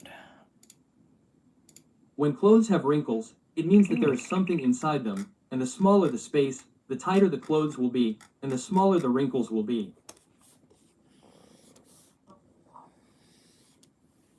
For example, wrinkles may start at the bottom of the chest area, but this is an expression that says that they are inside. Hello, everyone, this is Hyde Channel, an official ambassador for Caroso. This time, I would like to introduce a course taught by illustrator Renaud Sensei from Caroso's courses. Reno Tuna. I think many of you are wondering what Caroso is in the first place, so let me explain briefly. Caroso is a video-on-demand online education service created with the goal of learning know-how from industry-leading experts online. Once you have taken a course of your choice, as long as you have a device that can play videos, such as a computer or smartphone, you can take the class anytime, anywhere. From Caroso's account, this time I took a course called Nye Expression and 3-Dimensional Modeling Starting with Shadows by the very popular illustrator Renaud Sensei, and I would like to introduce some of the points that I particularly liked after actually taking the course. By watching this video, you will be able to understand why illustrations look unnatural and delve into the know-how of shadow design and 3-dimensional modeling that only Mr. Renaud can provide, using specific formulas and calculations to understand everything from the structure and texture of high-quality illustrations to 3-dimensional structures based on shadow design. So, if you want to know how to draw convincing illustrations that don't look out of place, or if you want to be able to draw well but don't know where to start, please watch until the end. Also, as a special bonus for those watching this video, we have prepared 3 secret coupons that will allow you to take Koro's courses at a discount. In addition to the coupons for the accounts we will introduce this time, we are distributing coupons that can be used with any account, as well as coupons for English-speaking people that are compatible with Koro's Global, for a limited time and in limited quantities. So be sure to secure your great coupons from the description below the video now before they run out. In addition, we are currently running a Black Friday sale with up to 90% off. There are 2 90% off coupons issued every day, and a 60% off coupon for 300 accounts for a limited time. So if you are interested, please check the description for a chance to take advantage of various courses at great prices. Here's an important announcement. The second installment of my Koro course is now open. The first installment was a practice drill to help you draw characters from any angle, and focused on building a foundation for being able to draw full body illustrations from any angle. However, this second installment is titled Draw Any Character. Drills on how to draw faces to learn by drawing, quote, and focuses solely on the head and face, with the goal of being able to draw faces from any angle for any character. From the basic structure of the head to how to draw different facial features and how to draw faces from all angles, this curriculum provides in-depth explanations of the know-how on how to draw faces that can be used for any character in an easy-to-understand manner even for beginners.